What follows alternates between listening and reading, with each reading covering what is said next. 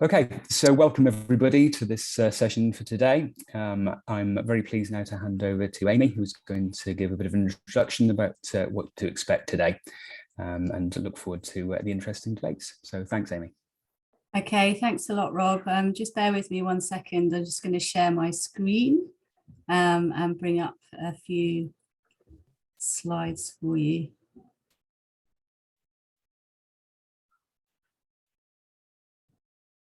Okay.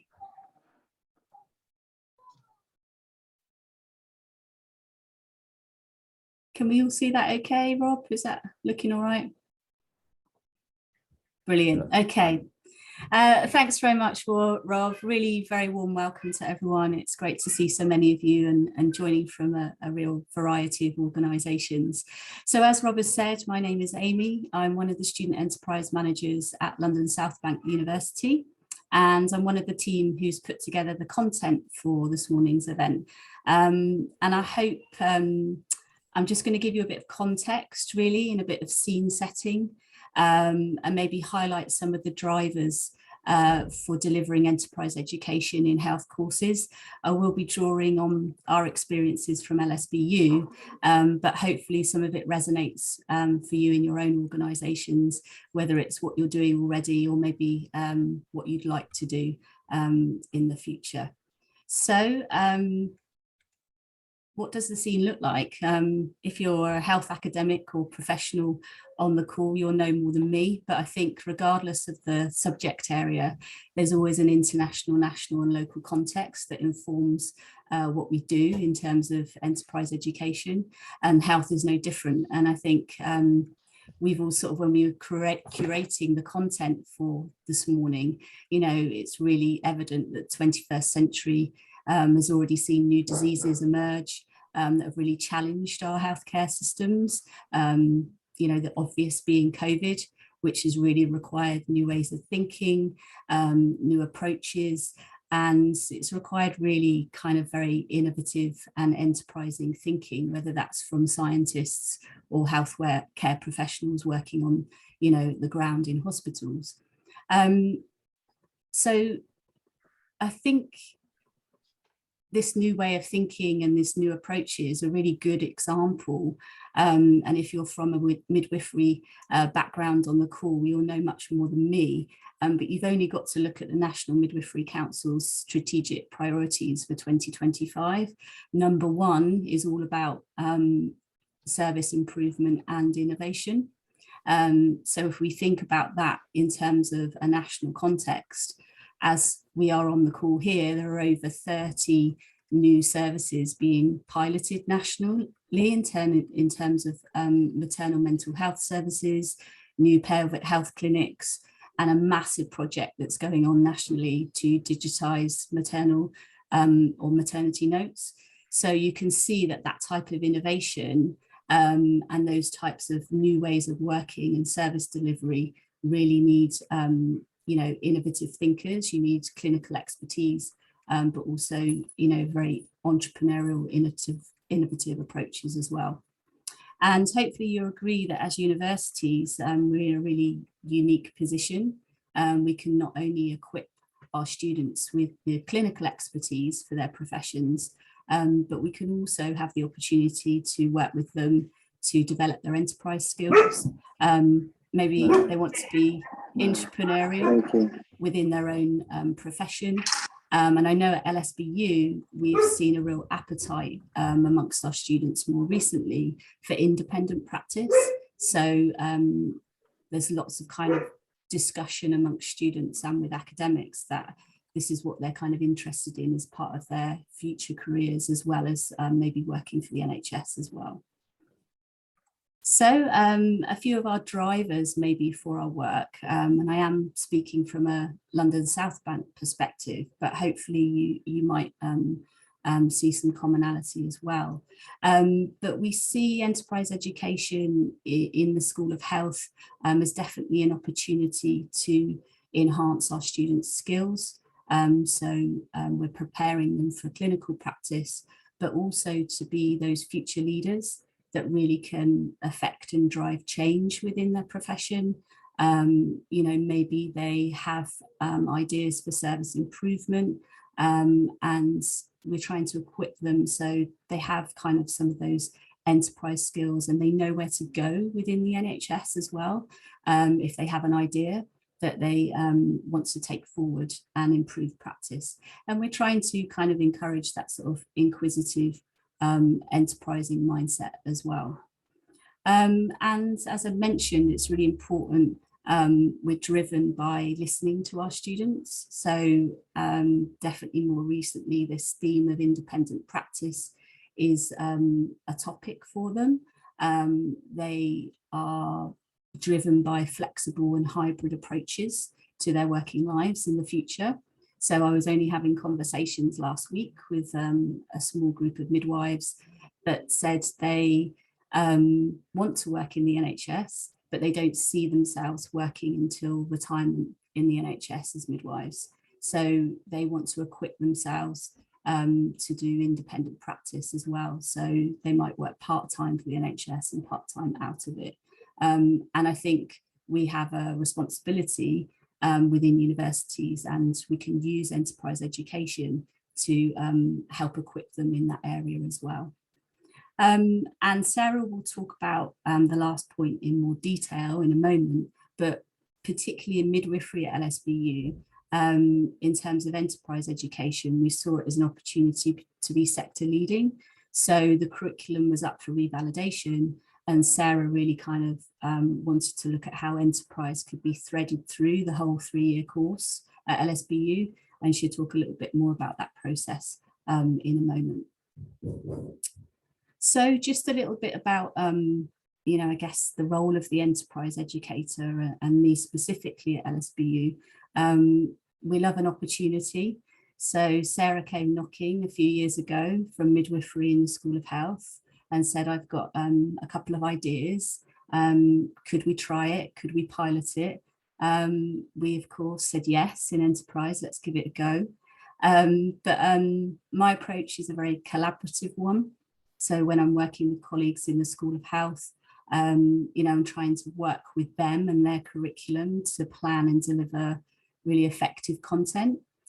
So whether that's a 4-day midwifery placement program, or whether it's a 1-hour workshop or a hackathon for allied health students, I'm trying to create that really kind of compelling content that inspires students and gives them an opportunity to develop and identify their enterprise skills as well. And we've used Entrecomp quite a lot with midwifery students in the last few years to give them an opportunity to reflect on their enterprise skills and how it might be useful in terms of their clinical practice as well. So as an enterprise educator, try to be innovative and reflective in our approach. So try new ways of working with students.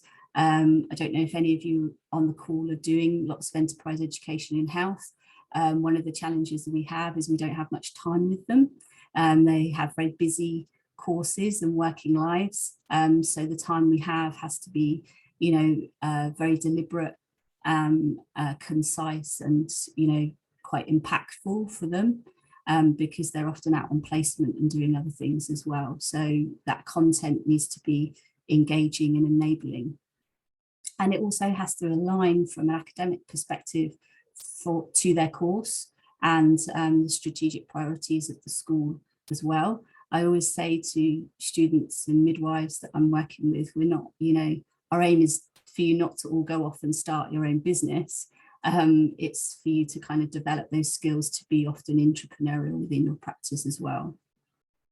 One of my tasks is to build networks with outside the university that I bring into the curriculum. So it exposes students to maybe healthcare professionals that are working in the NHS, but also working on projects or delivering products outside of the NHS as well. So that's their sort of maybe business entrepreneurial part. So students can actually see that there are people doing it. And we've made some really good connections with an organisation called the Health Foundry in London, which we bring it bring into the School of Health, and students get to network with healthcare professionals within that organisation as well. And then we ensure that we provide opportunities for them to identify the problems within their practice and their kind of professional subject, but also the opportunities to begin to solve them. And that's a lot of what the midwifery elective is about for students as well. So just coming to an end before I pass over to Sarah, you know, our relationship with our School of Health and colleagues in it is a very collaborative one that's been built on trust. So, and, you know, some common goals. As I said at the beginning, a lot of the work was tested and piloted, and we'd not done it before. And there was a sort of maybe agreement that it might work, it might not. And, you know, we take the good bits and we needed to iterate and reflect. And we still work through that process each year with the work that we're doing. We review kind of what we've done in the curriculum and then evaluate it and look to improve it. And also it's a relationship that recognises the expertise of the health academic and the enterprise educator, and then, you know, what we both bring to the table in terms of our expertise to, you know, deliver really meaningful content for students. And it's based on a shared commitment as well. You know, what drives our work, you know, is around students' outcomes and experiences while they're with us at LSBU. So in terms of impact, I will be very honest, at LSBU, we're definitely at the infancy of our impact journey. Sarah and Anne-Marie will talk a little bit more about that, but we have some good data. So we've had about 18 midwifery students that have gone through the elective placement, and we'll be doing some work this summer to try and sort of showcase that work a bit more. We've got some good case studies that we're looking how we might demonstrate some impact with it a bit more. So that's where, you know, I might get some ideas from attendees today. And we're also looking at how we might revisit the midwives that took the elective placement, because they had some great ideas for service improvement, and many of them aspirations for projects abroad. So we might look at how we, you know, revisit them to see how they might have moved those ideas forward. And I know Tracy and Stacey from Nottingham are a bit more established in their impact journeys, and they're going to talk more about kind of how they've had longitudinal impact and wider impact through the YES programme. So I'm going to pass over to our first speaker, Sarah, in a moment. I really hope you enjoy this morning. As Rob said, it's kind of maybe a newer area of enterprise education in health, but I really hope it's informative and inspiring. I know you'll ask lots of questions, make new connections, and really importantly, share good practice. That's what we're here for this morning, to share ideas and improve each other's kind of practice as well. So I'm going to hand over to Sarah. It should be nice and slick.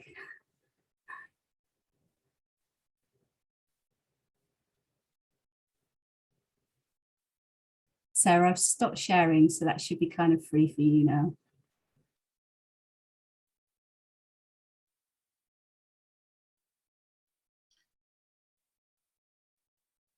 Hopefully you'll be able to see this.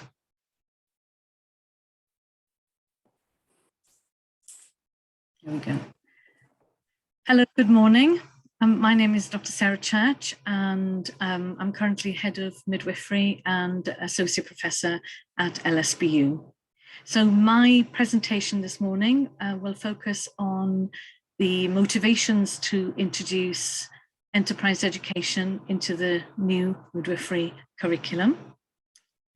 And broadly, my presentation will focus on the concept of enterprise and midwifery, focus on some mapping activity that we've completed, followed by the development within the curriculum of the certificate of enterprise in midwifery and also the enterprise placement. enterprise doesn't really sit naturally within midwifery, and it's not a traditional aspect of the midwifery curriculum as compared to medicine, where the driving enterprise and innovation is clearly seen as an integral part of medical education, with medical innovations as translated into kind of commercial products that can benefit patients. However, when we start to discuss leadership in midwifery and the leadership role of the midwife, we start to consider the midwife as a change agent, and very much to reflect what Amy was saying in terms of being able to have an impact in relation to quality. But this is kind of seldom considered in the wider context of enterprise, kind of innovation, entrepreneurship, and intrapreneurship. So my interest in enterprise was to extend the focus of the midwife as a change agent, as a means of framing the discussion of enterprise, innovation, and entrepreneurship for students and colleagues. And this really, this focus was a process for midwives really to articulate their ideas. And really my interest was in how midwives could be supported to develop and express their creative ideas, kind of contributing to and implementing kind of new ways of working.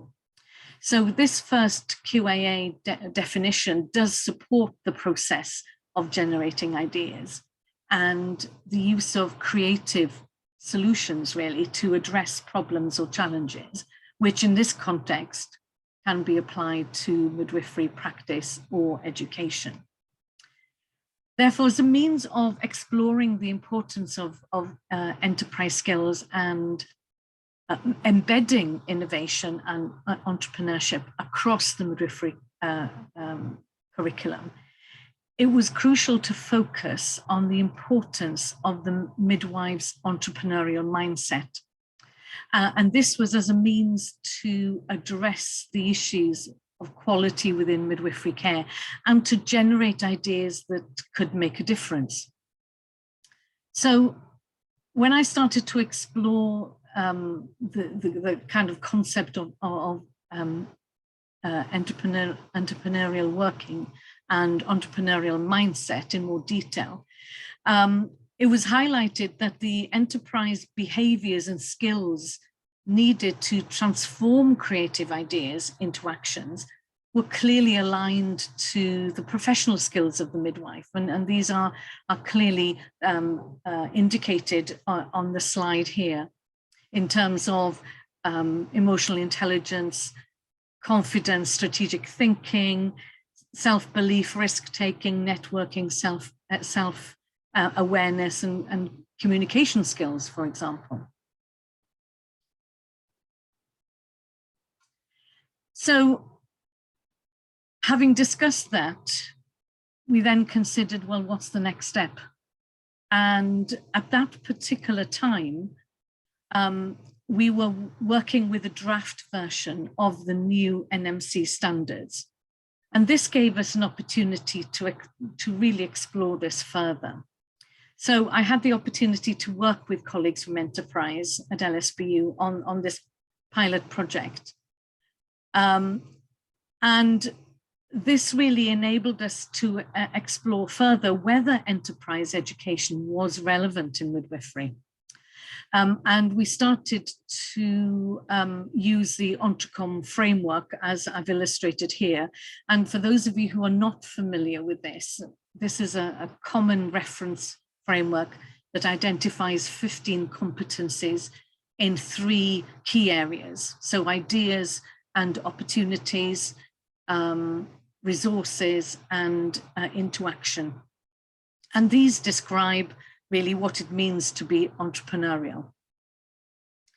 So therefore, what we did was to start mapping the Nursing Midwifery Council standards of proficiency for midwives against the Entrecom competencies.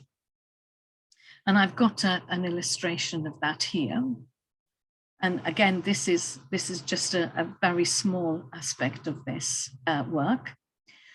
So this clearly illustrated for us the alignment between entrepreneurial skills and the professional role of the midwife.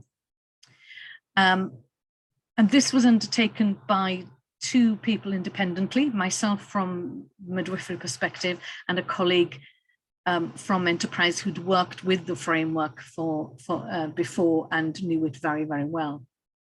And we came up with very, very similar mapping, identical mapping in fact. So this provided us with the evidence that embedding enterprise education activities across the curriculum was relevant to the future preparation of midwives.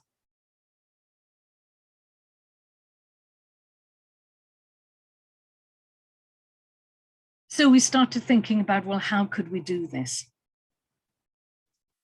The first example that I have for you is the development of the Certificate of Enterprise in midwifery. And as I said, developing our new curriculum based on our new standards gave us this opportunity really to consider embedding enterprise education. The development of a certificate of enterprise was considered really a way to give students the opportunity to engage with the processes aligned with being entrepreneurial, but from a gradual basis, really, developing their skills and knowledge across the program from one year to the next. So in developing the certificate, we didn't want to overburden students with additional work because the curriculum is very, very busy as it is with the modules and the practice component. Therefore, the emphasis really on any kind of reflective work that we wanted them to submit was very much in terms of the impact of the activities or the events that they had attended, rather than a lengthy reflective account that we would consider maybe as part of a summative kind of assessment. So our curriculum was eventually validated in June 2021, and the certificate was part of that curriculum offer and received a commendation from the validation panel for its development. So the slide, this slide really illustrates the way in which we've structured the Certificate of Enterprise across the BSc Honours Midwifery 3-year programme. So the achievement of the Certificate of Enterprise at the end of the programme is really divided into 3 specific aspects to reflect really the key knowledge and skill level of the student as they progress through the programme. So each year, students are required to attend 2 sessions of their choice. Now, these sessions could, or events could be internal sessions organised by the enterprise team or the midwifery team, or externally organised events. And at the end of each year, they are asked to submit 2 short reflections, which are about 200 words. Having successfully submitted 2 reflections, they are then awarded a statement of enterprise engagement. And then that accumulates to the completion of a certificate at the end of the 3rd year. So to make this very transparent for students, and again, this is a very new concept for students to consider within midwifery, what we wanted to do was to align each year with the stage at which they were in the programme. So in the 1st year, for example, the sessions or events that we would expect them to attend would be in relation to developing personal and professional skills. So these could be sessions that focus on communication skills, self-awareness, what it means to be a professional, etc. And in the second year, because students are in a position where the program is extended beyond the midwife's role in physiological birth to kind of complex birth and into professional working, and students are placed in placements outside midwifery, such as medical and surgical wards, etc. There is the focus on sessions and events would be to illustrate kind of teamwork, collaboration, issues of problem solving. And then in the third year, with the focus on the consolidation of skills and knowledge within the midwifery program and preparation for registration, the sessions then would focus on employment skills, interviewing skills, and so on. So the opportunity is also offered to nurses who attend the PG diploma, the postgraduate diploma in midwifery with NMC registration, where they are equally required to submit reflections on events attended. But because of their the length of their program, they are asked to submit 3 particular pieces per year. And at the end of the process, each students on each of the programs complete 6 enterprise sessions or events. Now, for the students on the postgraduate diploma in midwifery, as a group of students, they've had experience of working as nurses in the NHS, and therefore their focus is very much in terms of how their professional skills are developed in relation to midwifery, and very much on the transferability of skills in terms of teamwork and so on. So to move on to the enterprise placement, we developed the enterprise placement some 3 years ago, as Amy has stated, with 18 students completing this thus far. And again, we are very early in the stages of our impact journey, but these are the broad aims that underpin the placement, which is 2 weeks with 4 particular days of engagement.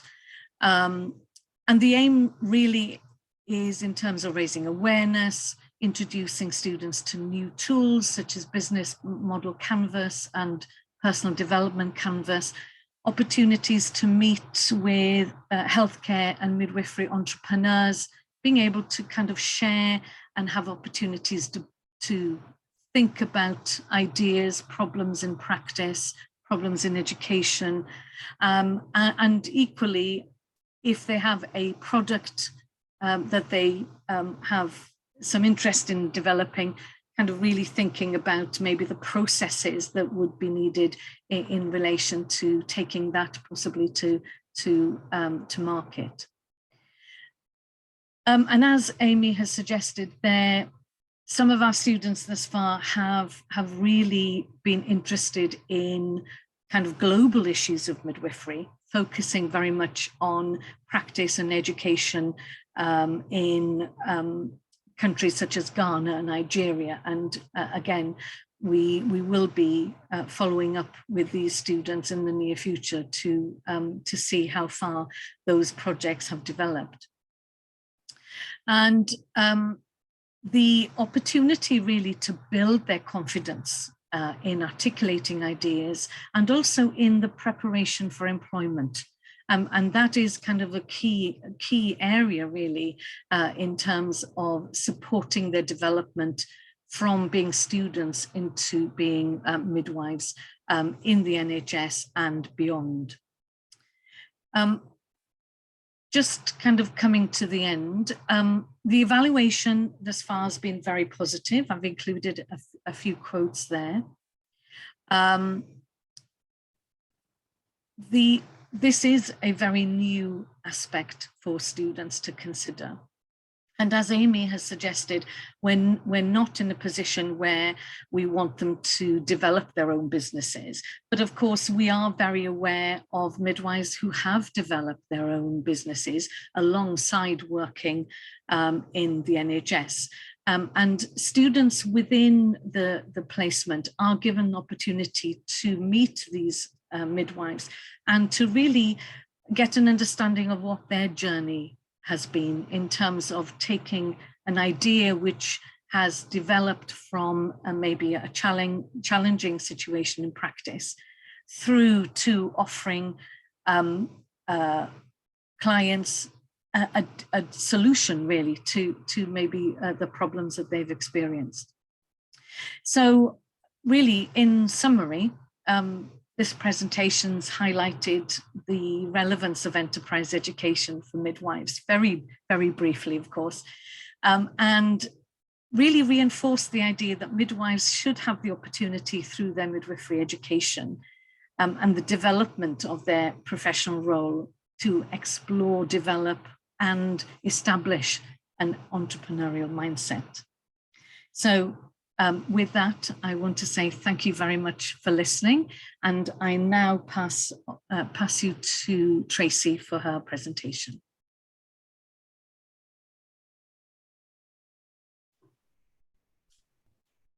Thanks, Sarah. And just while I share my screen, if somebody could tell me whether you could see that or not.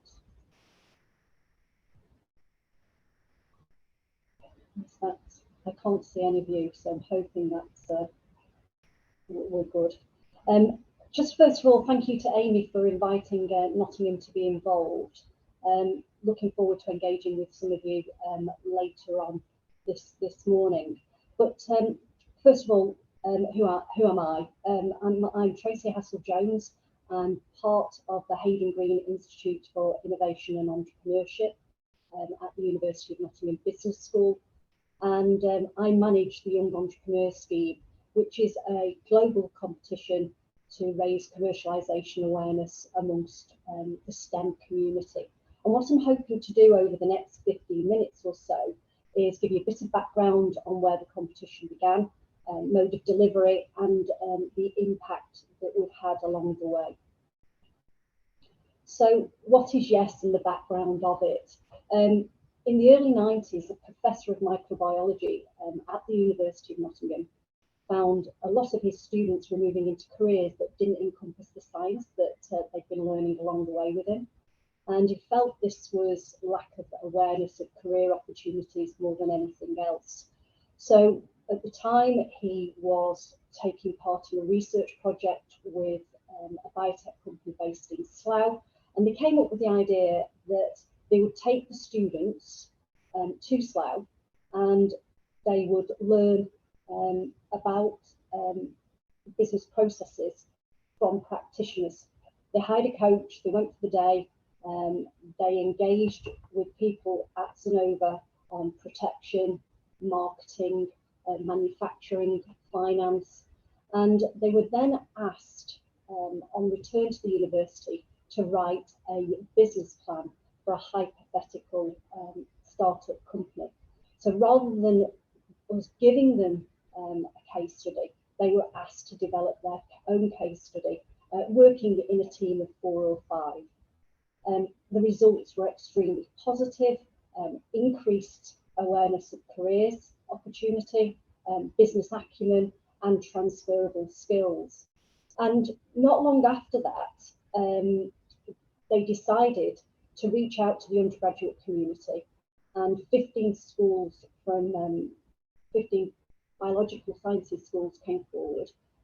They delivered a competition that year, and the following year, which was I think around about 1996, Big SRC decided, using the same delivery team, to roll out to the postgraduate community. And I'll explain a little bit more about that delivery mechanism, but both preparing a business plan for that hypothetical startup, that was their challenge.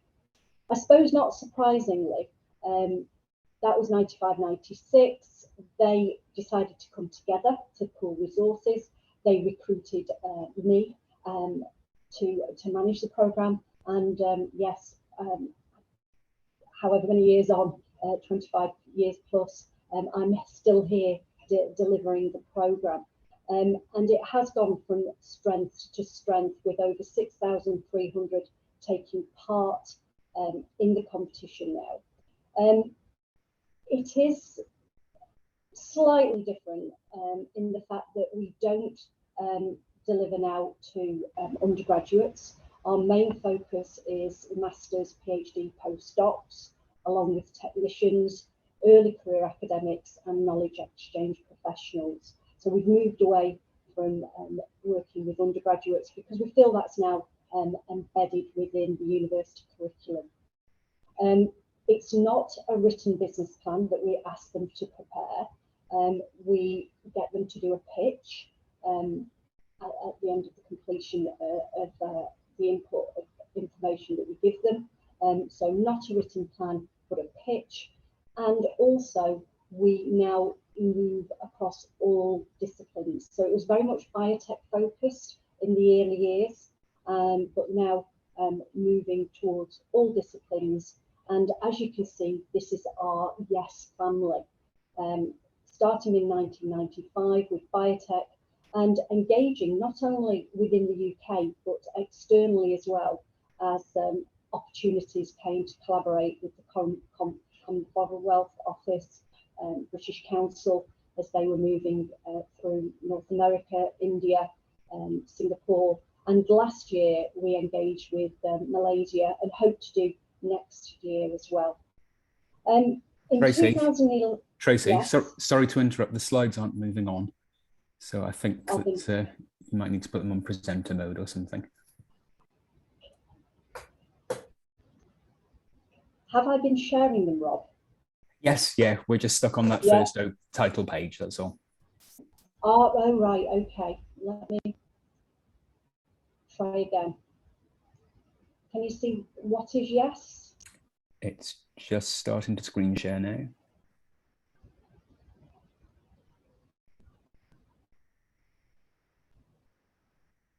So that was my first slide, that was my second, and this is my third.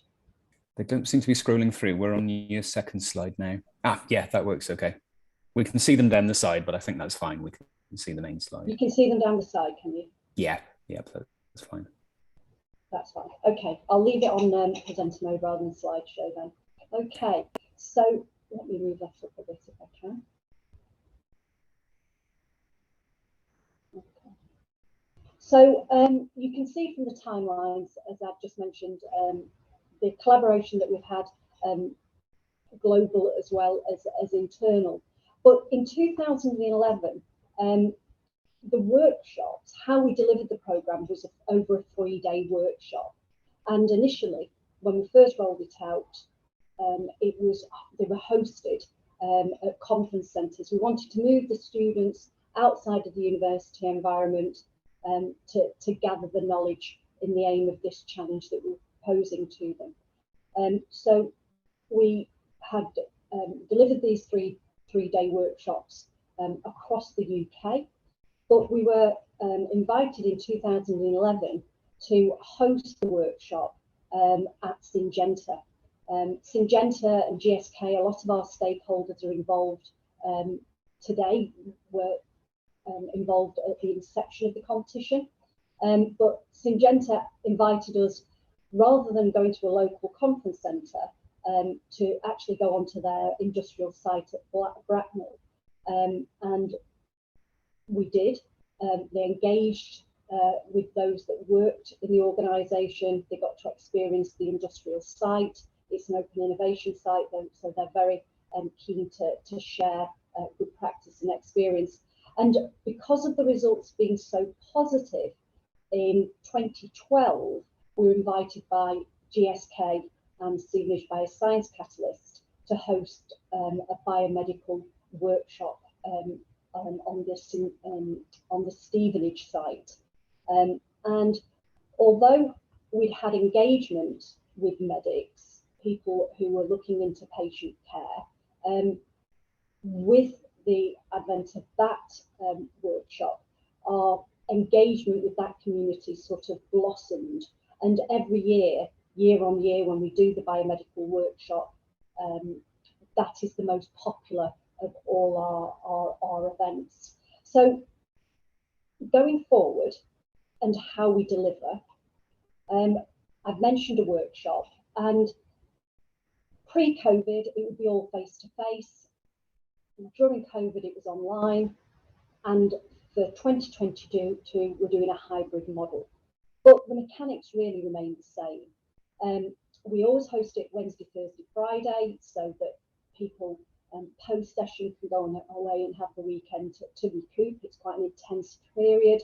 And we break down the Wednesday and the Thursday into talks, mentors, and networking. So what we do is we give them talks from practitioners. A lot of our alum are involved now in the delivery. And we give them talks on protection, commercialisation, and then we reinforce that learning by introducing them to company presentations, so people who've been there and done it really can reinforce what the talks that have gone before them have informed the group of.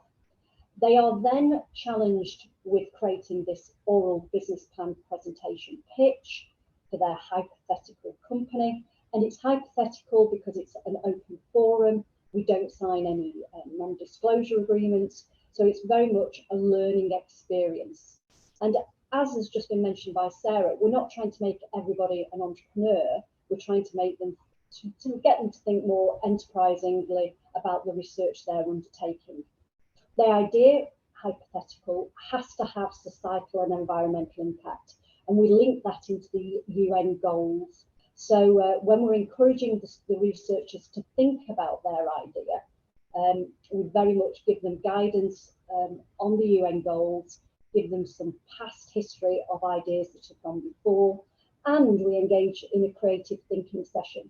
Here at HGI, we've got a world-renowned process that enables people, a three-step process. You define a problem, you discover lots of solutions to that problem, and then you determine which one you're going to take forward.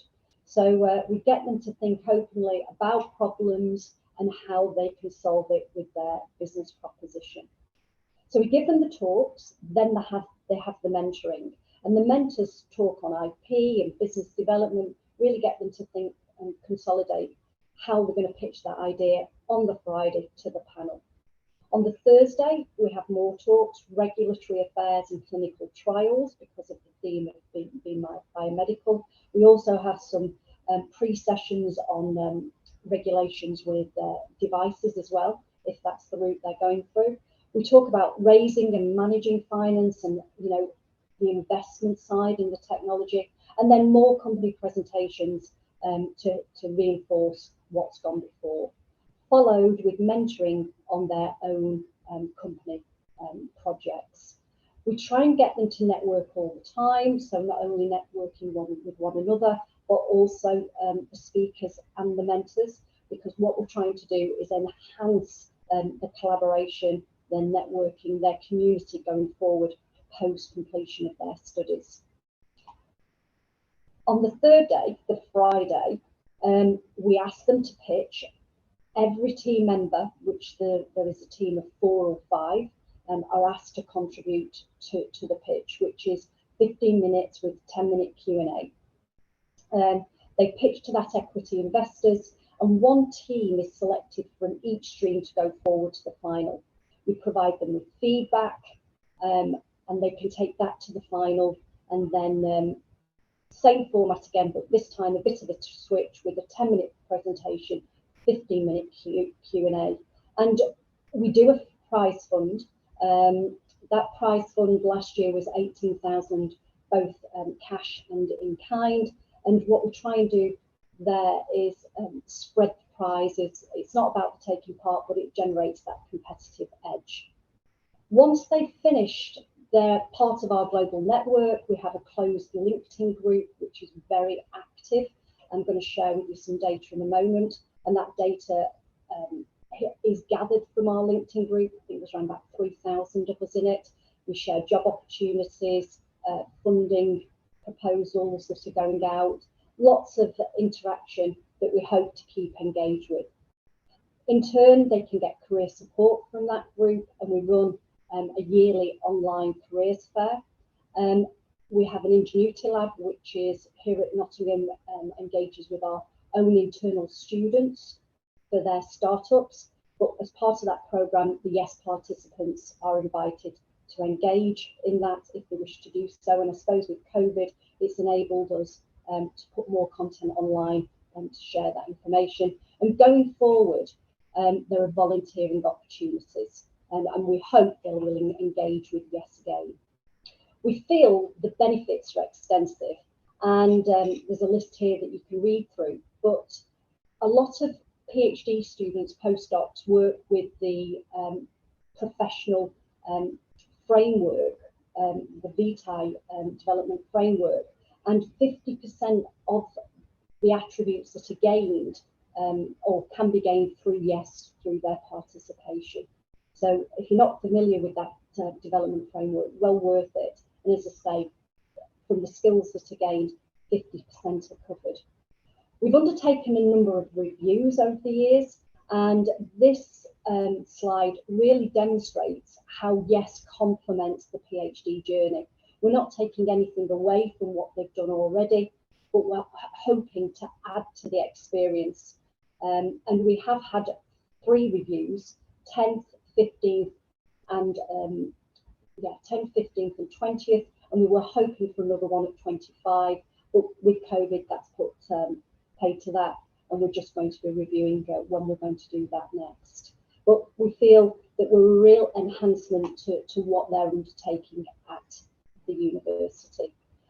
For our 20th anniversary, we developed an infographic. This is really building on the skills that I've just gone through, but it also talks about the employment paths that they took thereafter. We're very proud that we've got a gender split of 53 to 47, 53-47 female. That bucks a trend with a lot of activities in this space. And in the right-hand corner, we've had massive impact, economic impact. This data was for our 20th anniversary, and we hope going forward that will, when we do the next lot of engagement, that will increase substantially. And as mentioned, it's all about practitioner engagement, industrial businesses getting involved. We are a charity, so we're very reliant on people giving their time for free. And over the 26 years that we've now delivered, we've had 470 organisations take part. Our alum, when people register, they're a self-selecting group that register. I often say, know your why. And we've got a host of case studies on our website that you may wish to visit. And I'm delighted that Alicia is joining our panel discussion later this morning. And Alicia is James Logan's PhD student. James is Alicia's supervisor. He took part many moons ago. He's had an amazing academic entrepreneurial journey, and he goes forward and encourages his students to take part in the competition. And James's PhD was looking at mosquitoes and why some people are bitten and why some people are not. He's had an academic career and developed 2 spin-outs. Kevin was a medic. He had an idea for a device at the patient bedside and didn't know how to commercialise it, so came onto YES to develop those skills. Ram Marley, she was at Cambridge, her PhD was in insulin resistance. She came along because she wanted to see the impact that science was going to have when it was translated, and she's now working at the Francis Crick Institute. Ewan was at UCL, wanted to develop his network. Him and his friend had an idea to revolutionise drug delivery, but needed further to advance his network. So that's why Ewan came along. And Joanna, her idea with her team was to radically change cataract treatment. And we're delighted that Joanna has actually taken that idea forward and has recently raised a huge amount of money to take it forward into patient for those clinical trials. We are delivering Yes 22 this year, and if anybody is interested in getting involved, whether it be themselves or their students, please feel free to reach out, and I look forward to answering any questions later on in our panel discussion. Thank you. I'm hoping I'm stopping sharing now. Great. I'll pass on to Anne-Marie. Thank you, Tracy. I will just attempt to share my slides now.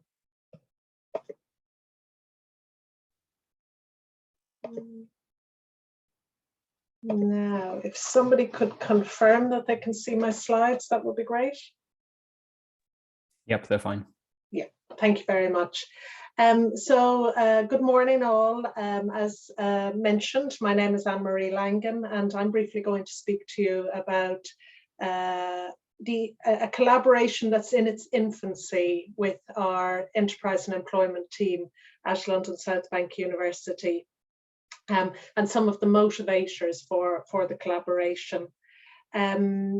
This is something that we hope to continue in future years, but as I have the opportunity to be in a room full of enterprise educators and experts in that area, I welcome any suggestions or recommendations at the end of the presentation or the end of the morning. A little bit about me to start, just to give context to the collaboration. I'm a registered occupational therapist, I'm a lecturer, and I lead a module on the final year of our BSc Occupational Therapy programme that is focused on contemporary practice and the transition that students will make from student roles to registered professionals. And this module is delivered to both part-time and full-time students. And within the module, we consider some of the contemporary societal challenges and how occupational therapy can address some of those challenges, and how our students can progress in their careers, how they can engage with opportunities that are contemporary post-qualification. We also consider things like professional identity, autonomy, and accountability within the profession, as well as new and emerging areas that students can engage with. For those of you that haven't heard or know little about occupational therapy, it's a type of healthcare that helps to solve the problems that interfere with people's ability to do the things that are important to them. And broadly, we categorize the activities that people do as self-care, productivity, and leisure. So we're interested in supporting people to engage with everyday activities like getting dressed, feeding yourself, bathing, engaging with work, engaging with education or voluntary activity, and also doing the things that you enjoy, hobbies, sports, other leisure activities. Now, predominantly we work with individuals, but increasingly we're seeing occupational therapists working with groups or communities, and that is an area in which practice is developing. As a profession, there are just over 41,000 of us registered to work under the protected title of occupational therapist in the UK. And if you look at the graph on the screen here, that comes from the HCPC Diversity Data Report 2021, the majority of occupational therapists still work in what we might describe as traditional settings, acute hospitals or secondary care, or adult social care and community services. But we're increasingly seeing occupational therapists working, and the numbers increasing, in independent or private healthcare, and also in other settings. So other settings might include private industry, social enterprise, and charitable organisations, or the third sector. the percentage of occupational therapists working in independent or private practice is still small in comparison to other therapies like physiotherapy and speech and language therapy and allied health more generally, where it's approximately 11%. But this is definitely a growth area for the profession. And it's something that our students, particularly the students that are studying with me on the final module of the course that looks at contemporary practice, it's something that they've really recognized, and they have fed back to us that they want us to support them in preparing more for independent practice and considering the skills and knowledge that they will need to develop in order to work beyond the more traditional settings in which we see occupational therapists. Our students at London South Bank in the BSc Occupational Therapy courses are quite a diverse group, diverse in terms of age, ethnicity, disability, and also the caring responsibilities they have beyond their courses. And a number of them fed back about the interest and wish to develop more understanding of independent private practice, because they don't foresee themselves working in full-time roles post-qualification. They are looking for something that's more flexible, potentially more creative, and some of that may relate to the other demands on their time, but also we have a number of students with disabilities that just wouldn't necessarily have the capacities to work in health and social care, where entry-level jobs are more likely to be advertised as full-time, and the flexibility to work in a part-time capacity isn't always made available. So just a note about our curriculum and what influences our curriculum and where enterprise education may fit within the curriculum.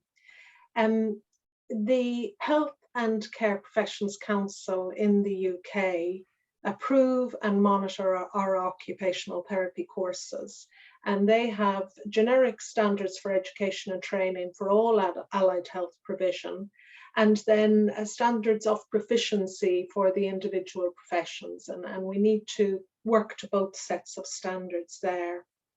Interestingly, neither of those sets of standards use the language entrepreneurship or intrapreneurship.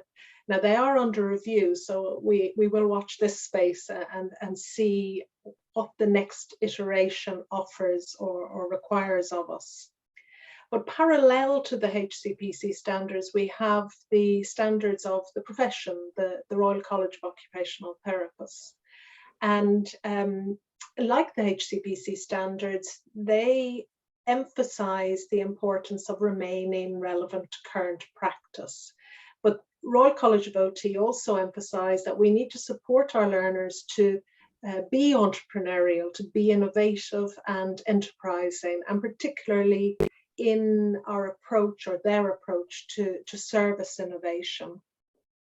Innovation is a key theme in a lot of the strategies and policies that influence the education and training of occupational therapists and other allied health professions.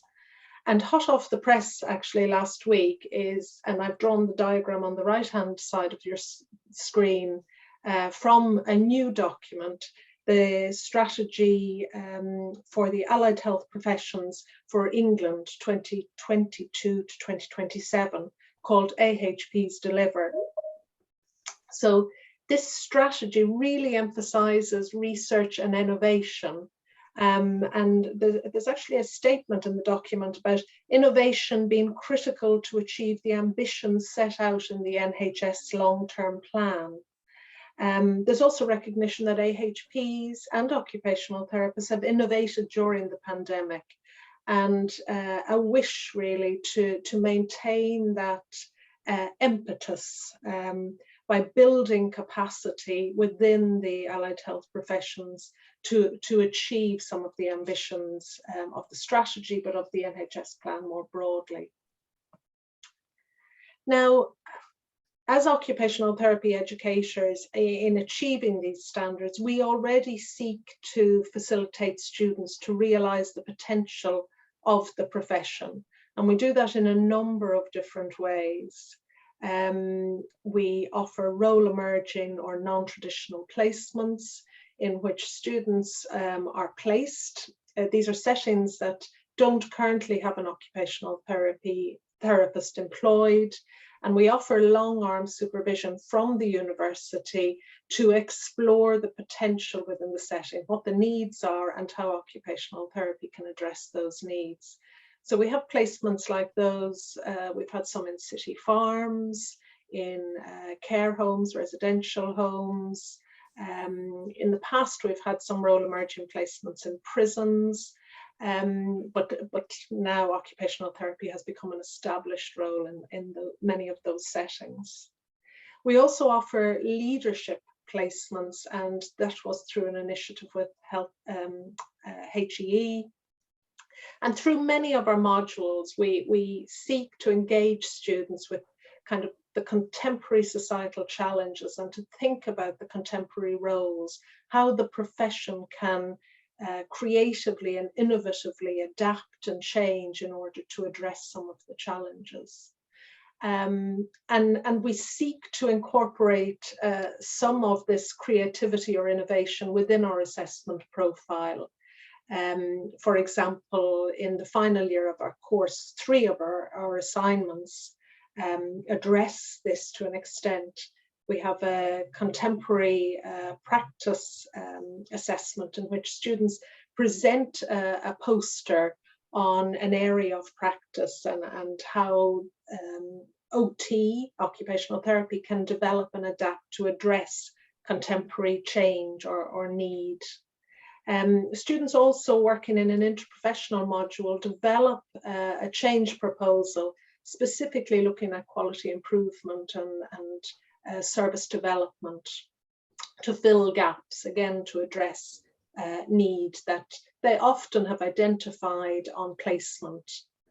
And finally, we want students to develop the research skills as well to underpin what they seek to do when they engage with innovative practice. So in the final year of the course, the students will complete a literature review, which assists in that regard. But what we haven't done to date, and what I sought to do with the enterprise and engagement team, was to address student feedback about how we can support students to engage with or consider independent practice, working in non-traditional settings, and some of the transferable knowledge and skills they have in order to do that, but also the entrepreneurial skills or the business acumen that they would need to develop to progress in that area. So what we did, well, I approached our enterprise and employment team, and as Amy said at the very beginning of the session, their door was open. They were interested and enthusiastic to work with me, and we sought initially to embed a session in the module that I run on the final year of the course, and that will be delivered by the enterprise and employment team. Now, it's not that we haven't, that our students have never engaged with enterprise activities before. Many of our former students have had opportunity to do extracurricular activities organised by enterprise and employment.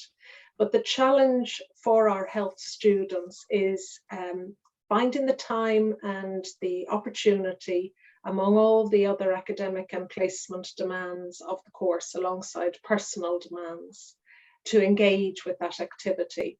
So an advantage of embedding a session in the curriculum is that you get maximum engagement from a cohort. It's also an opportunity to, in essence, talk to students about how entrepreneurial activities fit with the broader occupational therapy profile. So we do recognise that not all students are going to be interested in independent practice or practice in non-traditional settings, but this is also about supporting students to think differently, to think more broadly about opportunities, and as has already been mentioned, to develop that inquisitive, enterprising mindset. So the embedded session in the module very much introduced students to the Enterprise and Employment Service and the opportunities for students and graduates post-qualification. We are very mindful that very few of our students, or occupational therapy students more broadly, will enter independent practice at the point of graduation.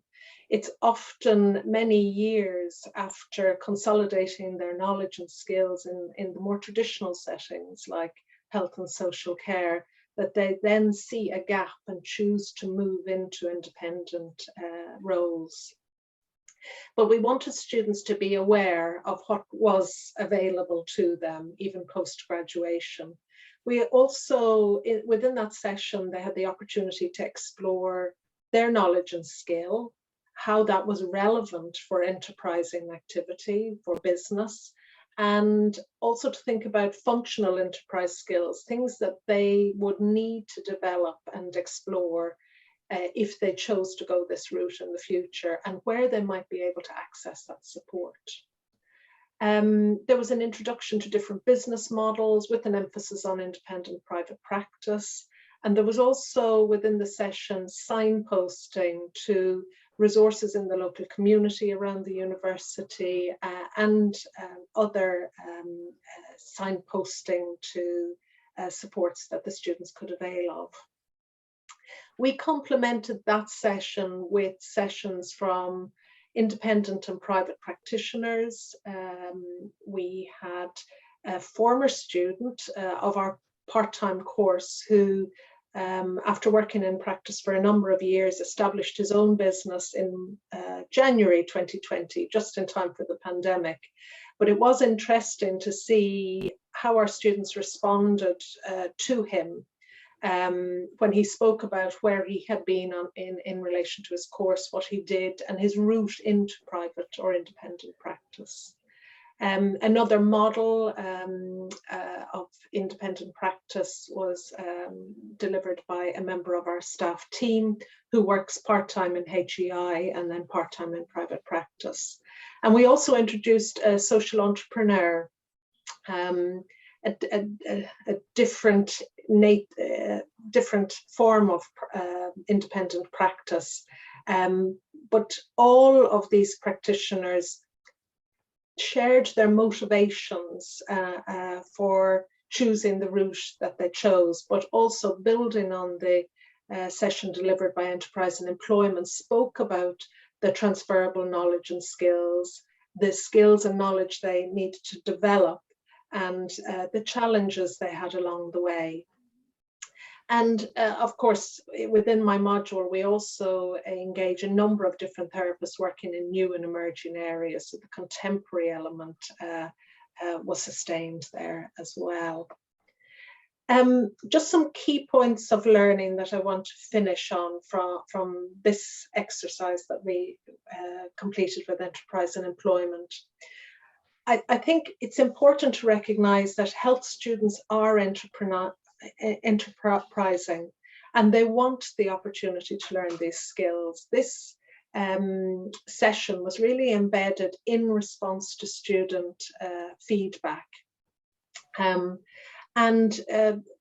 Fabulous to hear from Amy in our Enterprise and Employment team that subsequent to this session that 2 of our students have followed up with her and are now seeking support with an idea in an extracurricular capacity. So it has triggered ideas and ideas that have been followed up by students. There are benefits in what I am describing as a tripartite approach to enterprise education, availing of the expertise of our enterprise educators, working with the professional educators who know the curriculum and know where best to embed some of these sessions to make them more meaningful and appropriate to the level of learning potentially as well. But then to invite in entrepreneurs or innovators within the profession who embody and enact some of the skills and knowledge that the students are learning about. And finally, the session with enterprise and employment really emphasized for me the potential to draw more upon our students' experience. We have many mature students, and it became very evident during the enterprise session that some of our students have run businesses before. So adult education, we seek to build on the knowledge and skills students come to the institution with. But actually entrepreneurial knowledge and skill isn't something that we've emphasized to date. So we can build on that going forward. Looking to the future, we hope to embed more sessions from and with our enterprise team earlier in the course. Occupational therapy is so diverse. We work in so many settings, settings in which we prescribe equipment, could contribute to product design, could contribute to the design of environments that are enabling of performance and participation. So lots of potential to collaborate, and also potential for collaboration across the schools with our colleagues in engineering, product design, the built environment, etc., and with our enterprise team.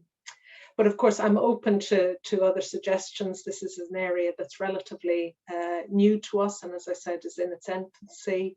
So I do welcome suggestions. Thank you for listening.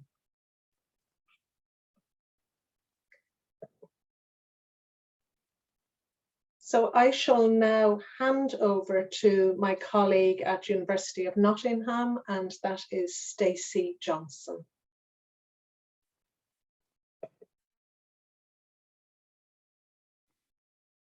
Thank you. Thank you so much, Anne-Marie.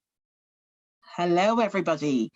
I was able to join and was, I don't know, excited, but also a little bit disappointed to hear that the same journey that occupational therapy has been on is the journey that we've been on in nursing, and maybe a little bit less systematic. I actually think it's a really great foundation and segue into my talk, because I've done mine a little bit differently, because I knew if I tried to be systematic, I'd end up talking for 2 hours.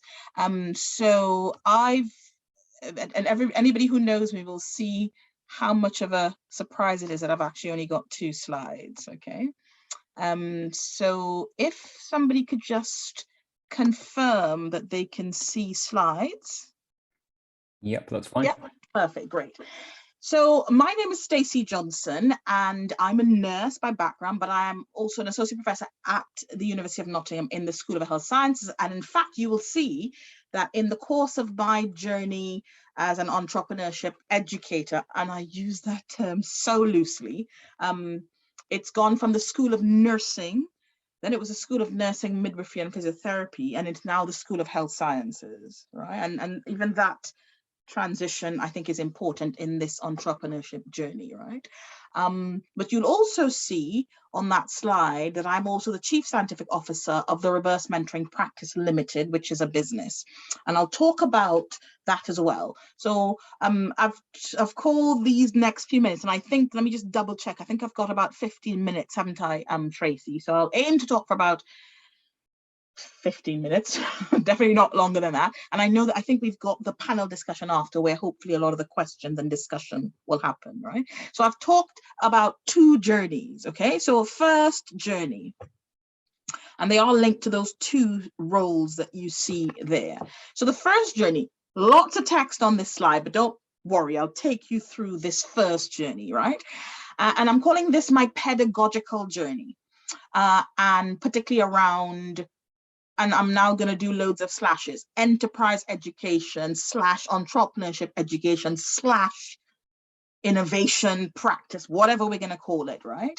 And you will see that I first as a new lecturer in the School of Health, in the School of Nursing back in 2005, and I'd been in academia before. I'm a nurse by background, but my postgraduate work was in economics. So I actually first came to the University of Nottingham into the School of Economics as a health economist, but then was seduced over to the School of Nursing, back to my roots, right?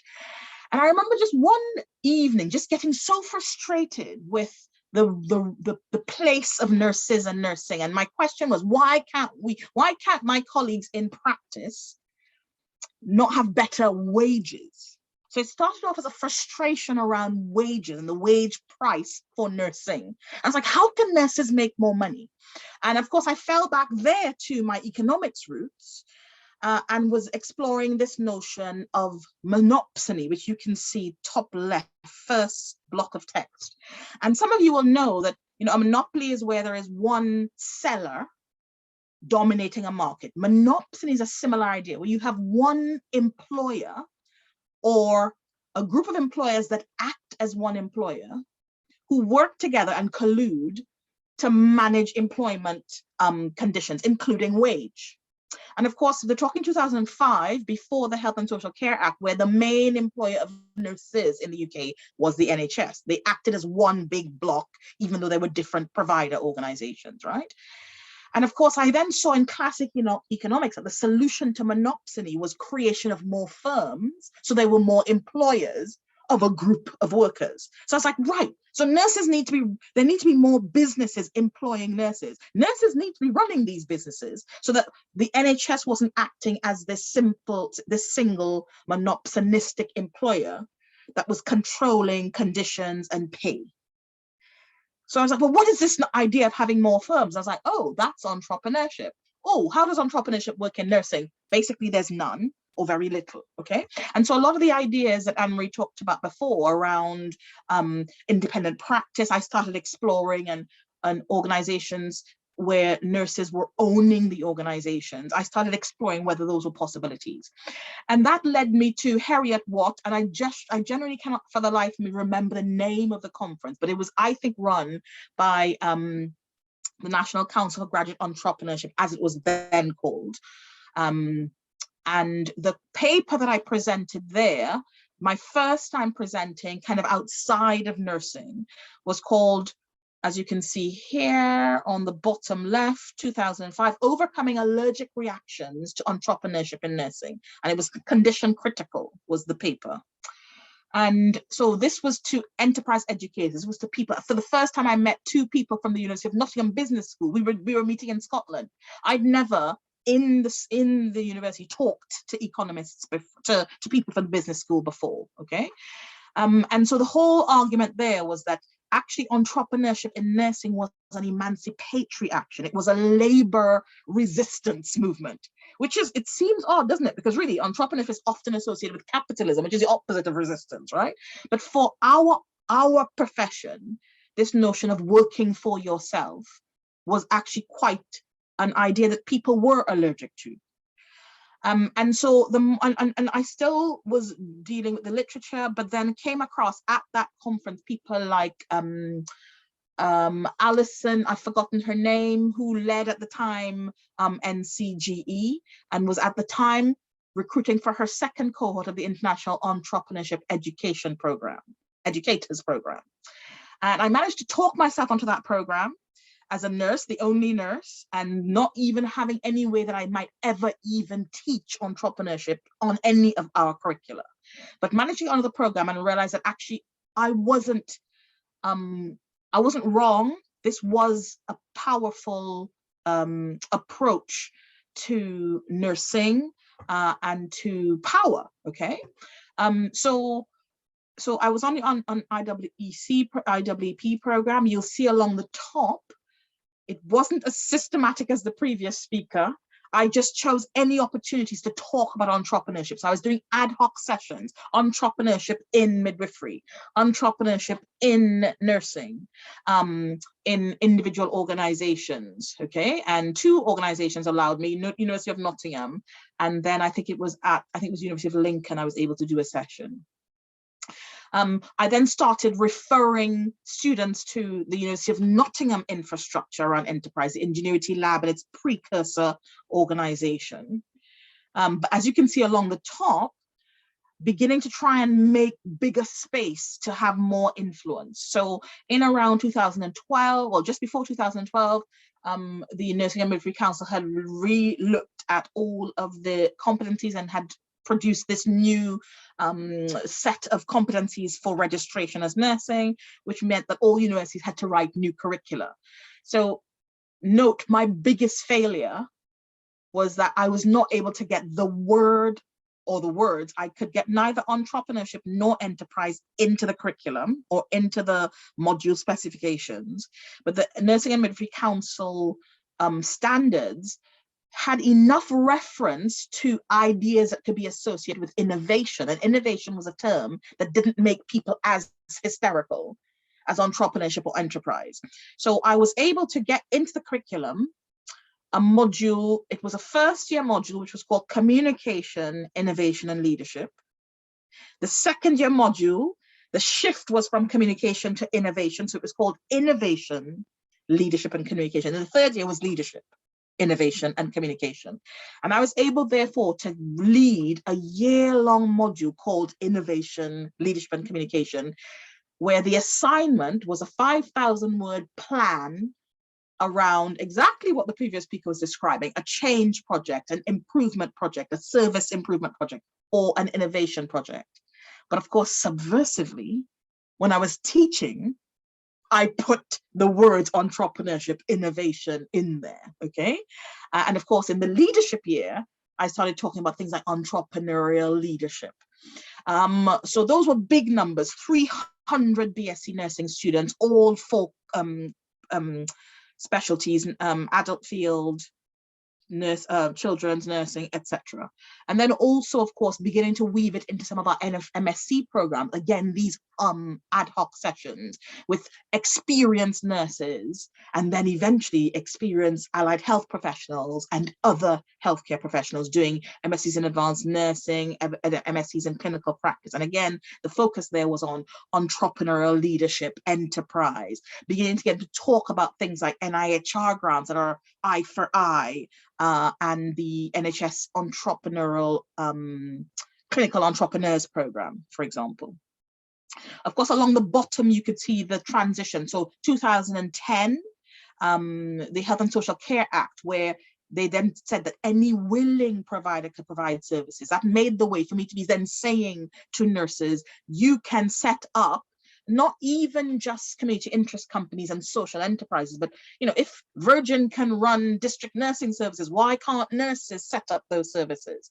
I came across amazing nurses like Catherine Baraniak, who was the general practice principal, so a nurse who owned a primary care practice in Derby because they couldn't get a general practice medical person to take over that practice, running that practice. You remember, owning the practice. So it was true entrepreneurship, profit generating. Okay, so some of these types of initiatives pave the way.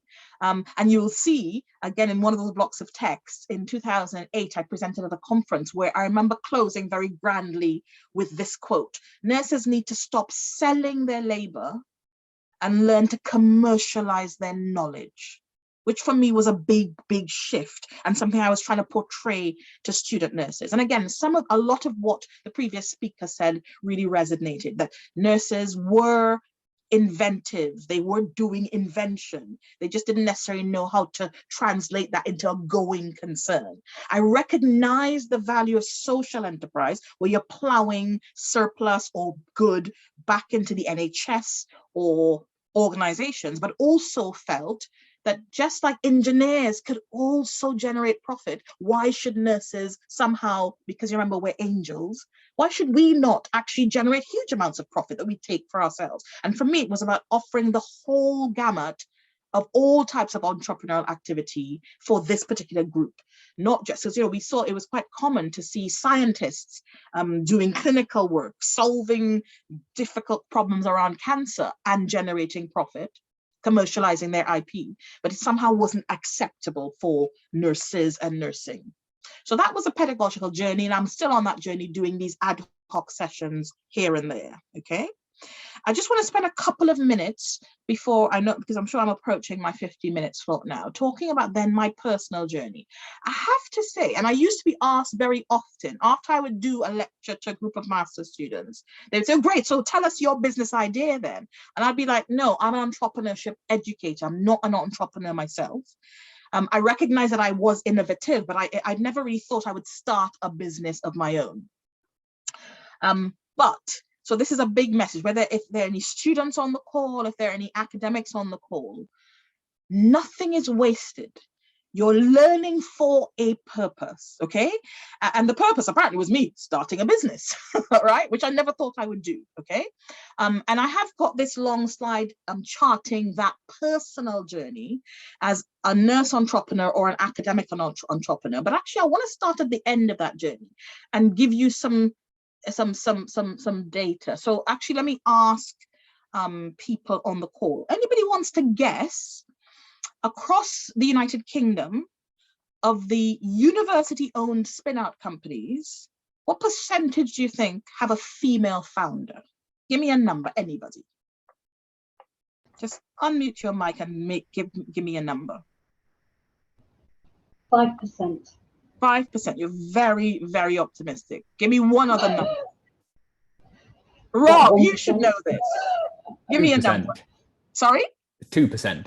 Right. Oh, very good, very good. So 3%. In academia, we're close to, we have a substantial proportion of female academics. Only 3% nationally of spin-out companies from universities have a female founder. At the University of Nottingham, where I am, we have a portfolio of live spin-outs, 50 in the portfolio. They have other spin-outs that they've exited or sold. 2% of the founders are female. So I'm a Black female immigrant nurse academic.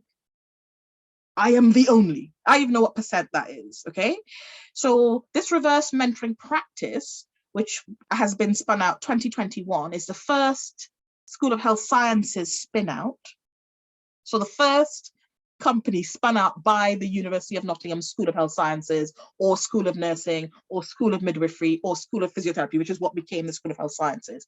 And you remember, bear in mind, like, you know, much like with OTs, physios run their own businesses where they deliver physio services, but they're not, we have, and I do know of one of our physio lecturers who did have a physiotherapy practice, but these are not spin-outs at the University of Nottingham, which have been set up using the intellectual property produced through research, okay? And so I guess this personal journey that is in this slide is to, I guess, tune us in to the possibility that it is possible, because my take is, if I could do it, and remember that the other only about my business, that is actually currently the only University of Nottingham spin-out, which is founded on mainly social science knowledge. So all of the other spin-outs are engineering or, you know, OnkiMune, which cures cancer, or the food science people. The first largely, you know, as in driven, we're using science now, like data science and so on, but it's driven because it's actually a business that supports an area of equality, diversity, and inclusion around reverse mentoring. It's all social science knowledge, right? And so this notion of us maybe marginalizing some knowledges, like social science knowledge, and us marginalizing some professions in the knowledge economy, particularly in the spin-out space in universities, and, you know, knowledges like science, engineering being privileged, is really important for us to maybe make that switch when we're talking to our students and how we talk to our students about how they commercialize knowledge. So I always worry when we kind of steer OTs, therapists, and so on, nurses, towards social enterprise.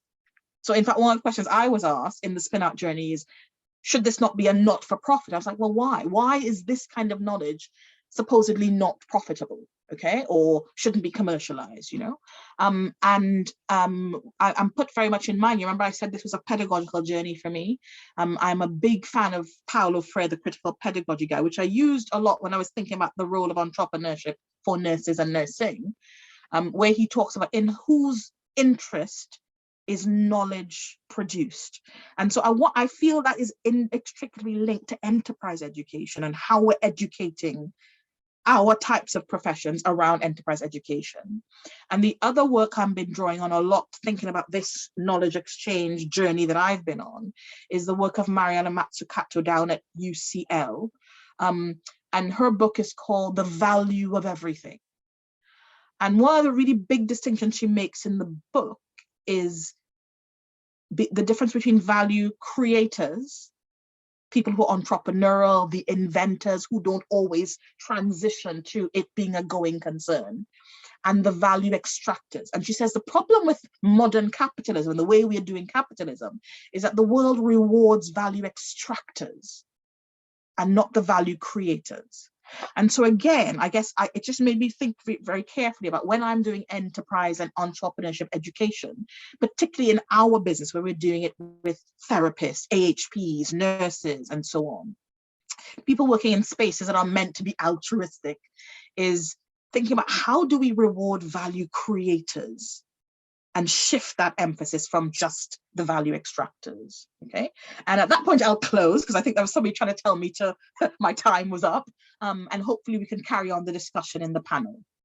And again, I've been really swift and talked really fast and skated over, things, for example, like where this fits into the knowledge exchange framework, for example, but really happy if anybody wants to email me to talk further or ask questions in the panel. Back over to Tracy or whoever's in charge. Thank you. That's possibly me, but thanks ever so much, Stacey. That was fantastic. I think we'll just take a quick 5-minute break, if that's okay with everybody, and then we'll reconvene with our panel session. But thanks ever so much to all our speakers this morning. It's been absolutely fascinating. So what time are we on now? 11:33. So if we're back in about 5 minutes, then that would be great. Thanks very much.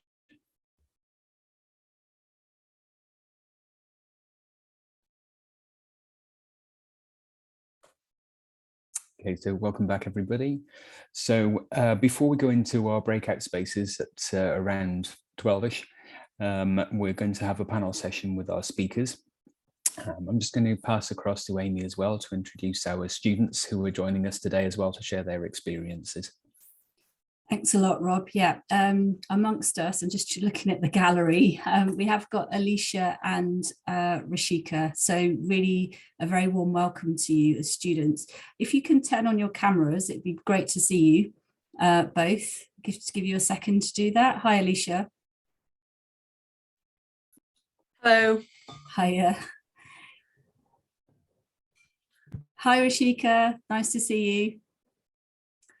So we thought, as this next session, as Rob has said, we've not only got our speakers from this morning, so as attendees, I hope you've been, gathering your questions up for them all in terms of questions. But we also have Alicia, who has an alumni from the YES programme, and we also have Rishika, who's a third-year midwifery student at LSBU. I'm just going to allow them to introduce themselves very briefly, and then we'll have some starter questions and then open it up, I think. Alicia, would you like to just start? Yeah, sure. Just a couple of minutes. Is that okay? Yeah. Brilliant. Great. So yeah, I'm Alicia. I am a final year PhD student at the London School of Hygiene and Tropical Medicine, and my PhD is researching why some people get bitten more than others by mosquitoes. So I took part in YES back in 2020. My team worked on the idea of developing a long-lasting microbiome-based mosquito repellent. We first thought about the science of how we could get this working before jumping into how we could commercialize it. We were exposed to lots of great sessions, which included financial strategy, marketing, and intellectual property. And this was the first time any of us in our team had been exposed to these things. We started applying these to our idea, and we're very fortunate to have Tracy's support, who was able to organise mentoring sessions for us whenever we got stuck or felt that we could do with talking to somebody with expertise in an area, no matter how niche our requests were. These mentoring sessions were really great. I think we got good at giving our elevator pitch for our idea and knowing how to approach these calls to get the information out that we needed and to get feedback on our ideas, which resulted in us creating a good pitch that was good enough to gain us a place in the final. After yes, I started thinking about how far the theoretical idea was from my actual PhD research. And as a result of the competition, I have done additional proof of principle experiments to try and prove that this idea has potential. And I was really missing the competition environment. So I took part in another competition, Pulse, earlier this year, which is a fantastic 3 days intensive, great sessions there. And from that, we have like a really tight network of about 20 of us who have a good WhatsApp group that there's often interesting conversations in. And I also took part in a new course organised by the London Business School, where they team up MBA students and researchers like me, and we get to work on the researcher's idea together to try and create a pitch, which was good to get some help with things like market and finances, which scientists like me have no idea about. And I'm now currently applying for the LifeArc Autumn Fellowship, which I'm keeping my fingers crossed I'll get a place on, to which is like a technology transfer training program, which I'm sure most of you are aware of. Yeah, so that's hopefully enough from me. Brilliant. Thanks, Alicia. That's really helpful just to get a bit of background on what you're doing now and your involvement in YES. Rashika, do you want to just introduce yourself and say hello to everyone? Hi, my name is Rashika Bailey. I'm a third-year student at South Bank University, and I do my placement at Which Cross Hospital. I enjoy it, I will say. And what are you in the middle of now, Rashika? Oh, I'm in the middle of my elective period now. Yeah. At the moment, so I decided instead of traveling and with everything of COVID, I didn't want hassle, so I've done some online courses. So I've been doing the BLS sign language and just some online courses from the RCM, and now I'm doing my enterprise as well. Brilliant. Thanks, Rashika. Tracy, did you have a starter question for Alicia you wanted to ask? Yeah, just if Alicia could sort of expand on, you know, a PhD can be a solo journey. So working as a team that you gained from taking part in these activities, and also some of the extra transferable skills. You've mentioned IP and finance, but anything that you can think of that has benefited you in adding to your portfolio of skills during your PhD postgraduate journey, anything that you can tap into on there? I think mainly just having the confidence to like approach people and ask, and because as a result of doing YES and some of the other competitions, things like LinkedIn, I think there's usually some mutual connection to people that I'm keen to approach these days. And yeah, as a result of that practice of doing it as a team with other PhD students alongside you, so if anything goes wrong, you know that somebody else can like help you out. Whereas now, I'm much more confident at doing that on my own. I think that's a key thing that I've taken away. Brilliant. And just another, you know, when you decided to take part in YES, I know James may have sort of encouraged you to do so, but were you going on a different career route to what you're currently thinking of now? Did it widen your perspective of what career opportunities? I know you said you're thinking of starting the business, but what career opportunities were you thinking of prior to participation? Yeah, so James is my PhD supervisor, but he hadn't ever mentioned the YES competition to me. I was like aware of it through some friends from undergrad that had done it the year before. And I think I knew that I didn't want to do a postdoc before I did YES, but I wasn't really aware of what could I do, and I did doubt that whether or not the PhD was the right thing to do. It takes a lot of time, and I did sometimes wonder like what are the other options, because nobody really at my university at least it's really not, no one ever tells you anything other than academia. And I think through Yes, I realized that technology transfer does exist, and that's like a whole that is a whole section, but also that there is much more the sector of the interplay between business and science. There is a whole section, and there's people doing lots of different things, which I'm sure there's like business development, any of those, which I didn't have any idea existed before Yes. So I'm very grateful to have met some people that are doing those roles. That's great. And I suppose when John started the competition back in the early 90s, that's what he wanted to do. That was the whole aim, raising awareness of those students that he taught along the way, all this great science, and, them not moving into a career that didn't utilise that and benefit, the social impact, etc. So back to you, Amy. Thanks, Alicia. Yeah, thank you both. Rashika, could you just kind of add into that, maybe just, I know Sarah, you work closely with Sarah on the midwifery course, but can you tell us, what your motivations were for doing the enterprise placement? Was it something you'd thought of before that you chatted to Sarah, or was it a completely new sort of proposal to you? I know you're only halfway through the enterprise elective now, but if you can talk a bit about your motivations, that might be useful.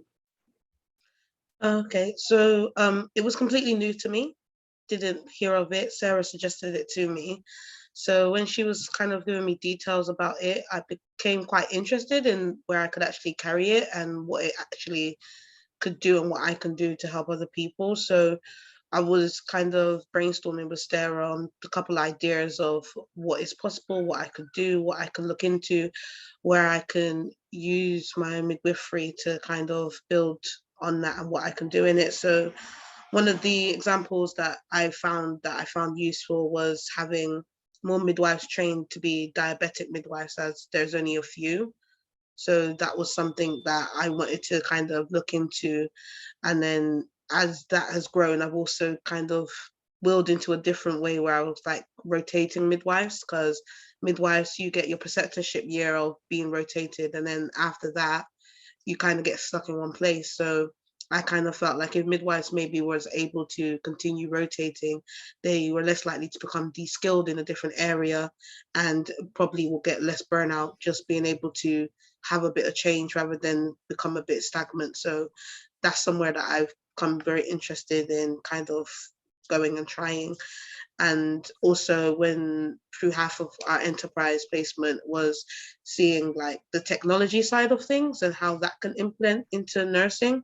So I found that really interesting. And one of the things that he said was getting like section papers, even though that's not with midwifery, online and stuff like that. I was thinking, okay, there's so many things that we could probably use on that can be online to help make midwifery better and more practical. So that was really interesting as well to look into. So that's a bit of where I want to go. And I kind of feel like once I qualify, get my feet on the ground, is something I really would like to go into better, so that I can see how I can change and innovate the midwifery practice just a little bit more.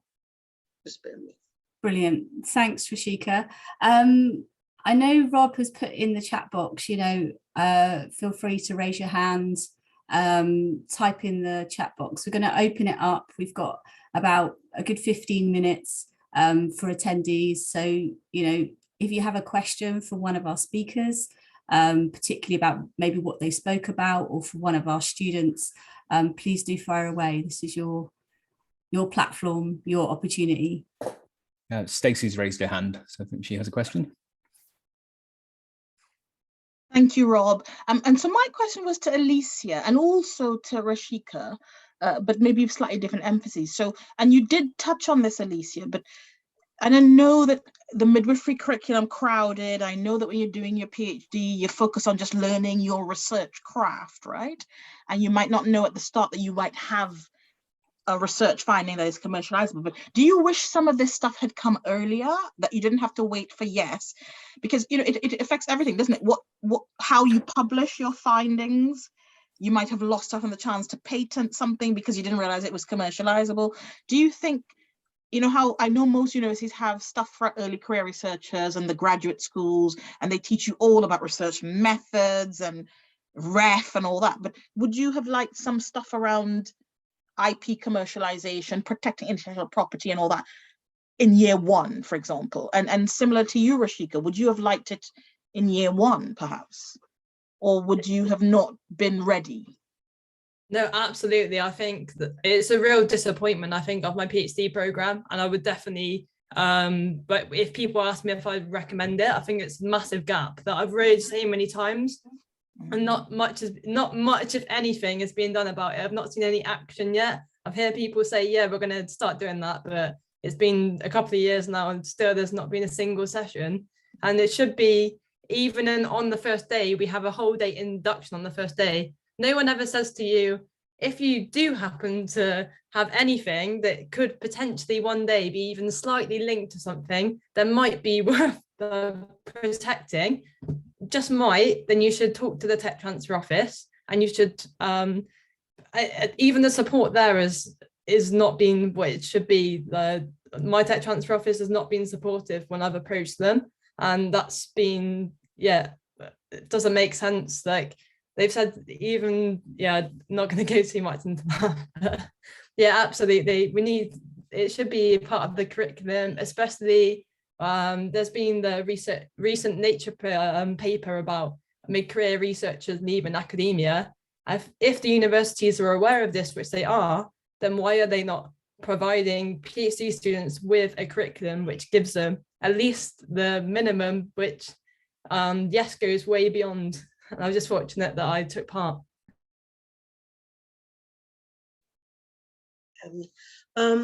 I think that me personally, for first year, it would have been a bit much. Coming in with absolutely nothing and just trying to get my head around the basic science.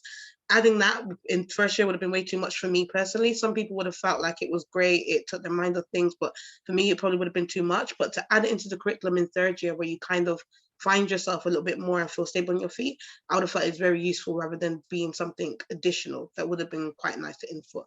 But for first year, no, not for me. Okay, thanks. We've got a couple of questions in the chat box. I'm just going to go to Laura first, and then I'll come on to Anthony, because Laura's question is quite relative to what we're talking about. So Laura's asked, do the students think that their course is or was more attractive to them because of the enterprise and innovation development opportunities, or perhaps the lack thereof, I guess.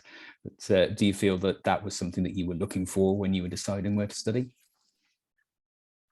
Good to Rashika first. Me, no. I didn't know of it to look for it, so I wasn't looking out for it, to be honest. So it didn't. I only knew about it once I spoke about it with Sarah, to be honest. So yeah, I'm sorry, it's bad. Yeah, no, not at all. No, that's grand. Thank you, Alicia. Yeah, I didn't consider it, and I don't think I really considered that there would be such big differences between universities. Obviously, my university is really small, so maybe that explains some of the reasons why, and it'd be interesting to see people's experience from other universities. But I think the PhD programs are still really quite competitive. But as we're becoming more focused on like multidisciplinary translational projects, it really would make sense for students to be made aware, I suppose, during undergrad or the MSEs, that it's important. It's not just about the program and the PhD itself, but also the extra training that you get, because you do still have to pay fees. Thanks very much. Okay, I'll just come to Anthony and then I'll come on to Sarah. So Anthony's asking, he's curious to see some thoughts on the barriers and what gets in the way of innovation and enterprise within a healthcare setting, I guess.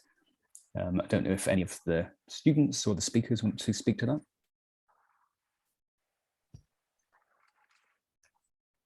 Shall I just say from the perspective of yes,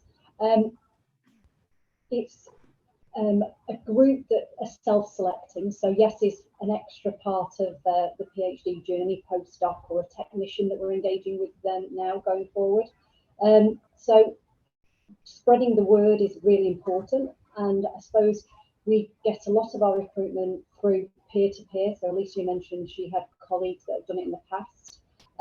And some of the barriers, and still today, which I can't believe because it was even bigger back in the mid-90s, is the lack of supervisor support for them attending, because there is quite a big commitment for yes. You know, it's a 3-day workshop, or we're doing it longitudinal this year, a 10-week program to aid that sort of timeline.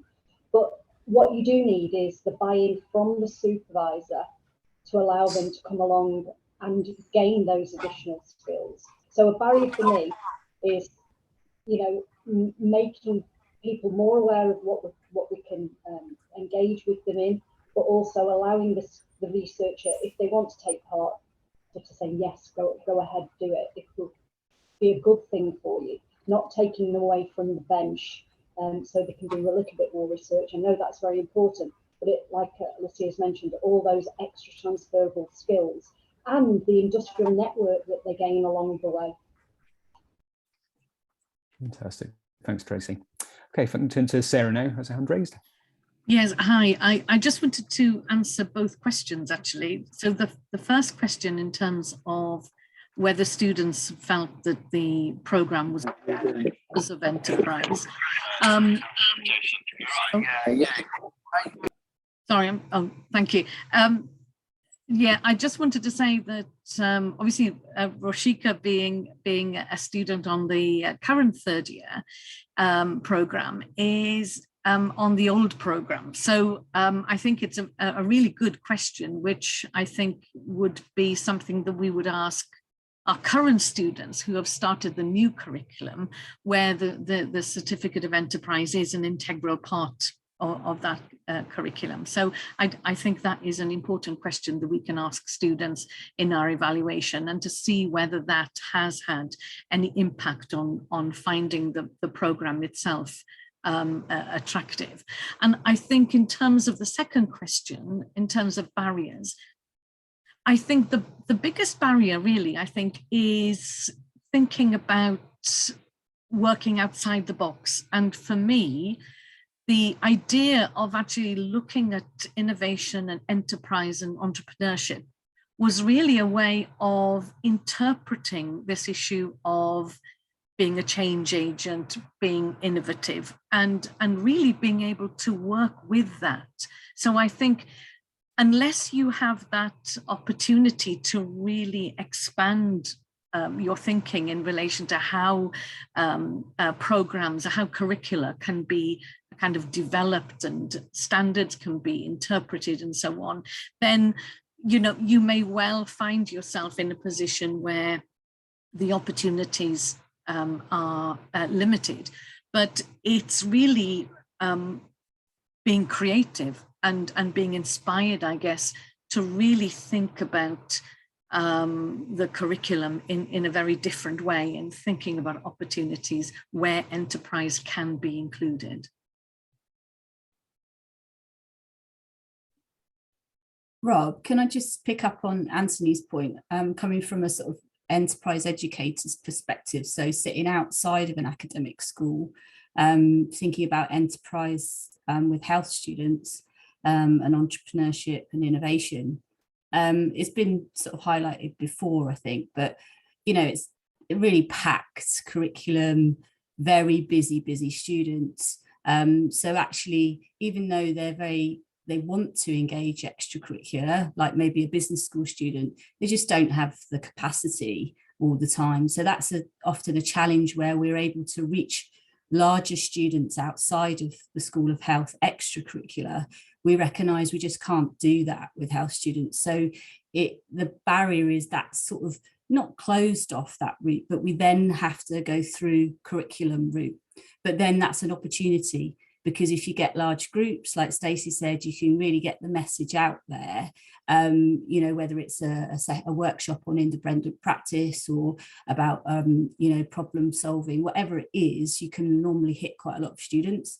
And often, if they're really motivated and can find the time, they then access our service extracurricular as well. So I think the barriers are, common, time, but finding those places within the curriculum where we can reach them, it's relevant, they can see the point of it as well. It can't just be this thing that, you know, is an add-on. It has to link in to their modules and their curriculum really clearly for them, I think.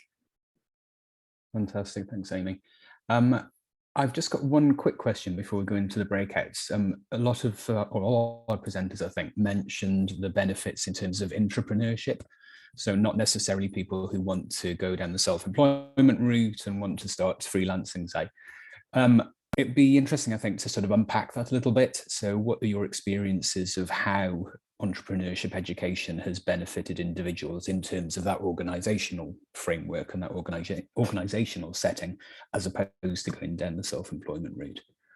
I don't know if Anne-Marie, if you want to pick up on that one. Yeah, it's an interesting question. I think, first of all, I think students come to us, just picking up on the other questions first, they come to us with an expectation that when they come out the other end, they'll go to work in the NHS or social care.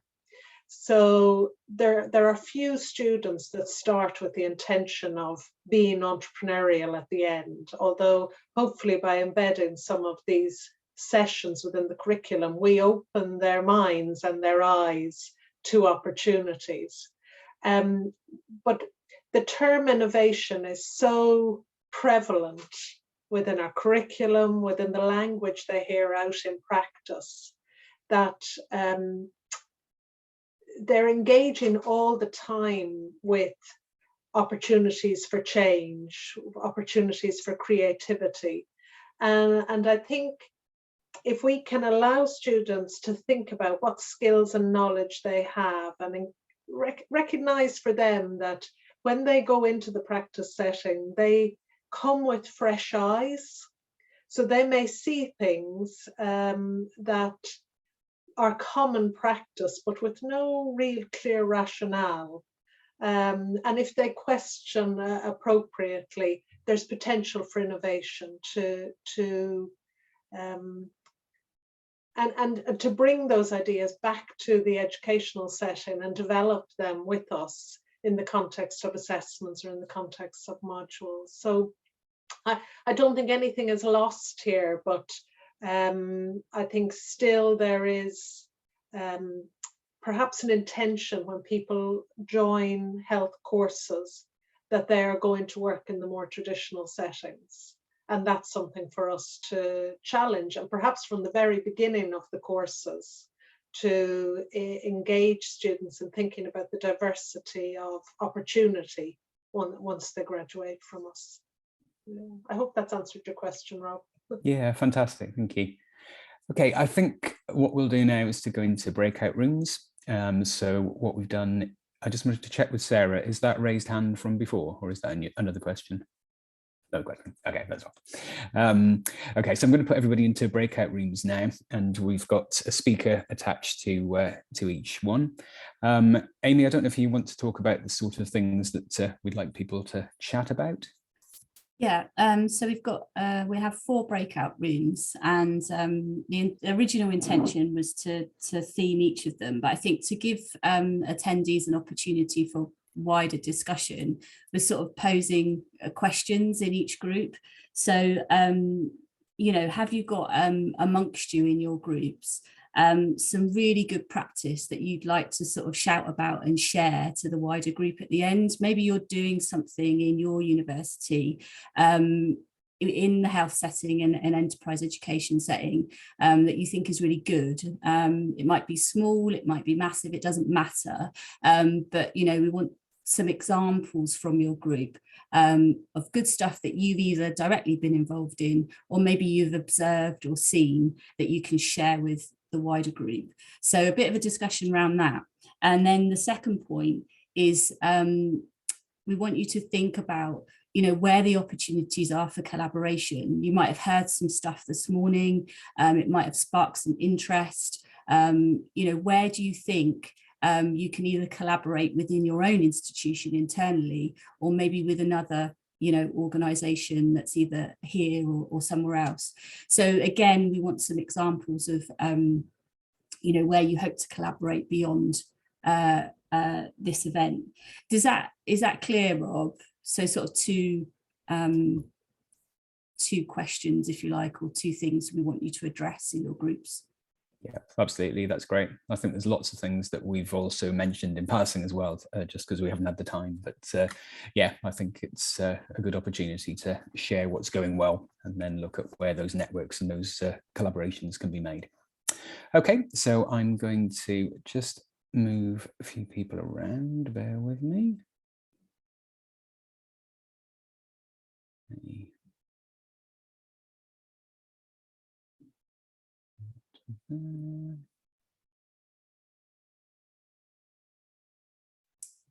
Sorry, we've just had a couple of people leave the call, so I just need to do a bit of changing around to the groups. Okay, there we go. Okay, so you should get an invite now to join your breakout room.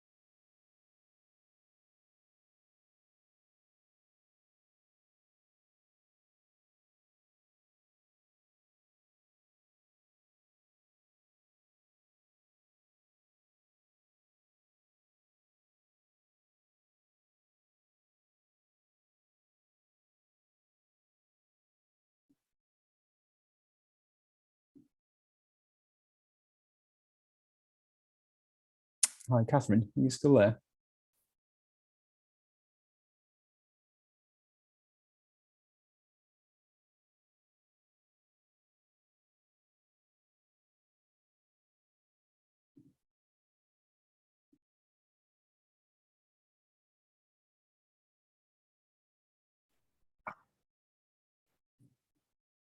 Okay, welcome back, everybody. So now we've got about 15-20 minutes or so just to feedback from the discussions that you had in your individual groups. I hope that you found it useful having that opportunity to share some good practice and to look for collaboration as well. So if I can maybe start with one of our speakers, if you'd like to feedback from the discussions in your particular group. Yes, I don't mind. Oh, sorry, Sarah. That's okay. No, Amy, you carry on. Okay, we'll come to you next, Sarah. Just very briefly from our group. So I was group 2 and there were 4 of us. So we had Catherine from Bangor University, Laura from Sunderland, and myself and Saida from LSBU. So on the points of sort of good practice, we had quite a lot of discussion. One of the things that that came out was the kind of, I don't know if the power is the right word, but the real kind of resource of EntreComp and actually how useful that can be as a resource and as a language with healthcare academics and with students. So we discussed it as, you know, for us, it was a real vehicle to help some of our colleagues in health with the language of enterprise, and then we've used it with midwifery students and allied healthcare students for language for themselves in terms of their enterprise skills. So that was a bit of good practice. And then we started discussing some of the good practice that exists within our organisations that could be translated into health. So Laura highlighted that there's a creative agency at Sunderland University, probably like other people on the call have got them in their organisations, where students from creative subjects are running their own creative agency to deliver services to the public. And we were like, oh, well, that's a really good model. Could it be translated into a health school setting where you've got maybe students that have aspirations to be independent practitioners in physio or OT, and some kind of agency could be created about that. We did say the insurance might be a nightmare, but we'd have to cross that bridge further down the line. That wasn't something we were prepared to get into as part of the conversation, but we were like, that model really works with creative students. Could it work with health students as well? And then we talked about a bit around sort of the opportunity maybe for collaboration a bit more. And Saida sort of had made the observation around, you know, the professional bodies and the standards within the health sector and health education, and could we as universities influence that conversation around language? I think Stacey made a really strong point that innovation is very accepted within healthcare, that language. So it's in the professional standards, it's used a lot with students, but why isn't enterprise and entrepreneurship? That should be language that's used as well. And I think we said as universities, we probably have a place to influence that conversation, and also based on what students are saying to us, they want that within their curriculum a bit more. So yeah, there's a few points, Rob. Shall I hand to you, Sarah? Yes. Thank you, Amy.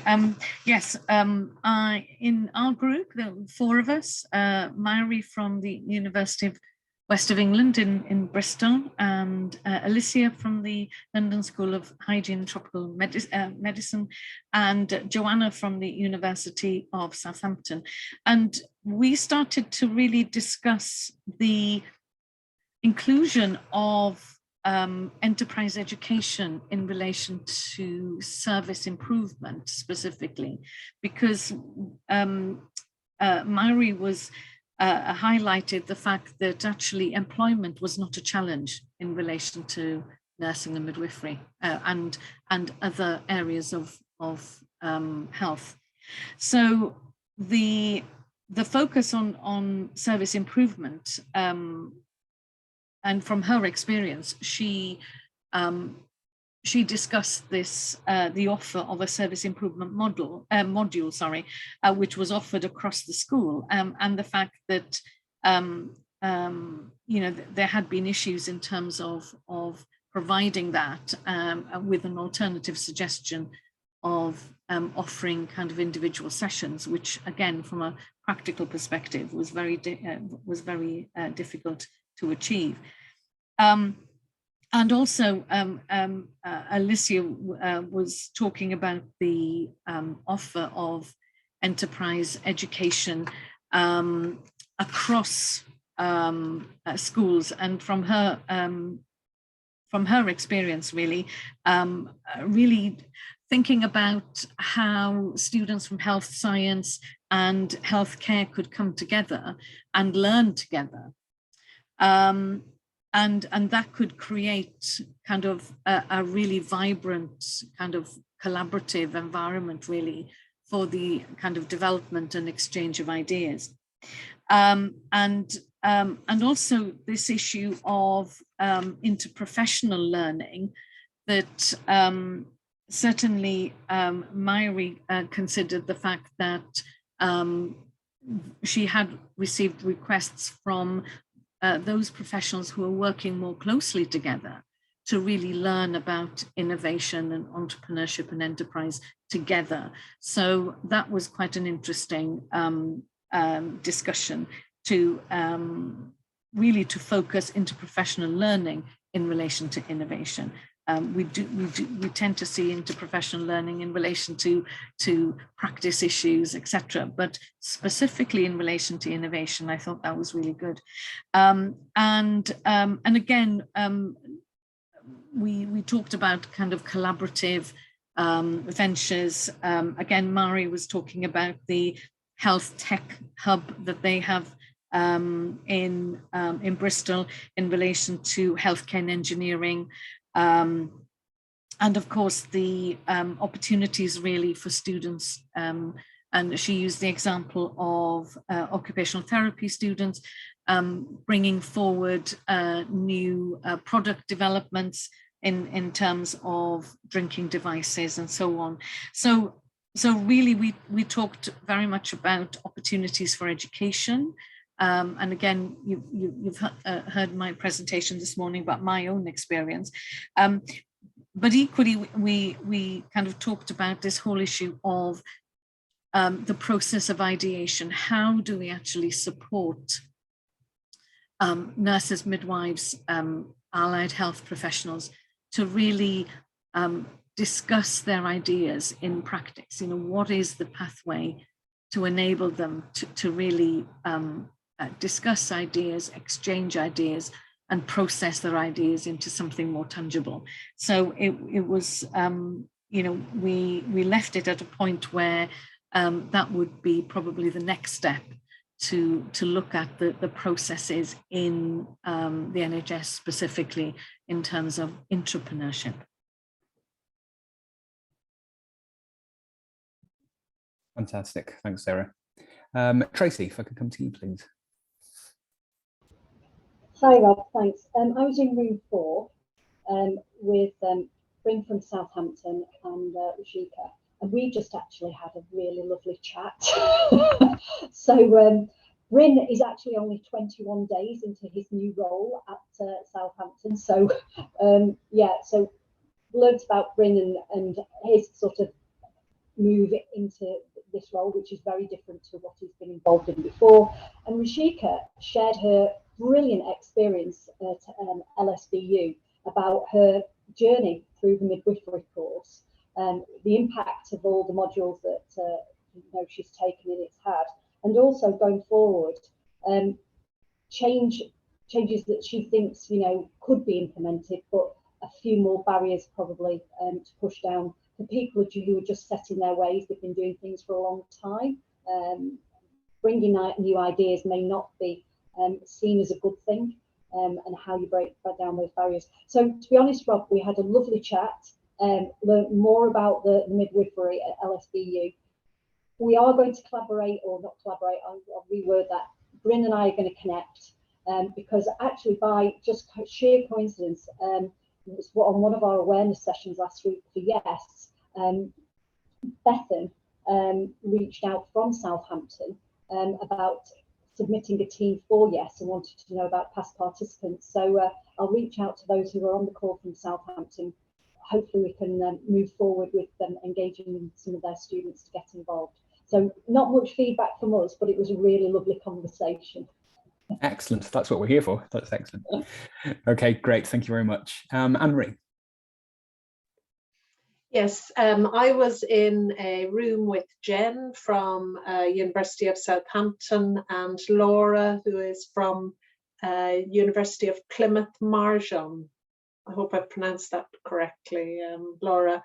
We had some really interesting discussion. I think we just noted that Jen is working in a school of healthcare, enterprise and education at University of Southampton. I think, Amy, you look very jealous there for a moment, but I believe that was established in February 2022. So it's a medical school that's embracing, I think, enterprise and education. I understand the allied health professions are, and possibly nursing are separate to that, but I think it really shows progress.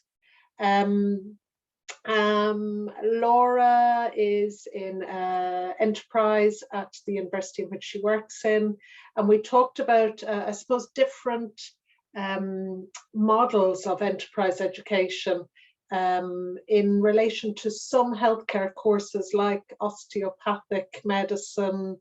There's a whole module that focuses on enterprise and business and enterprise contributing to that.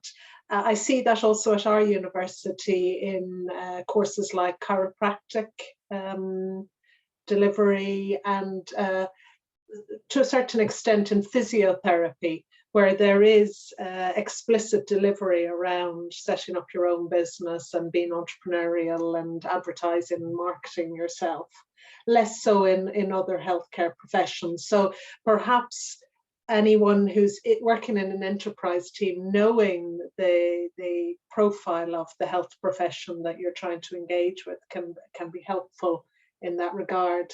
A lot of our discussion was centered around opportunities for collaboration, but also the challenges of getting the right people in the room to talk about how to take things forward.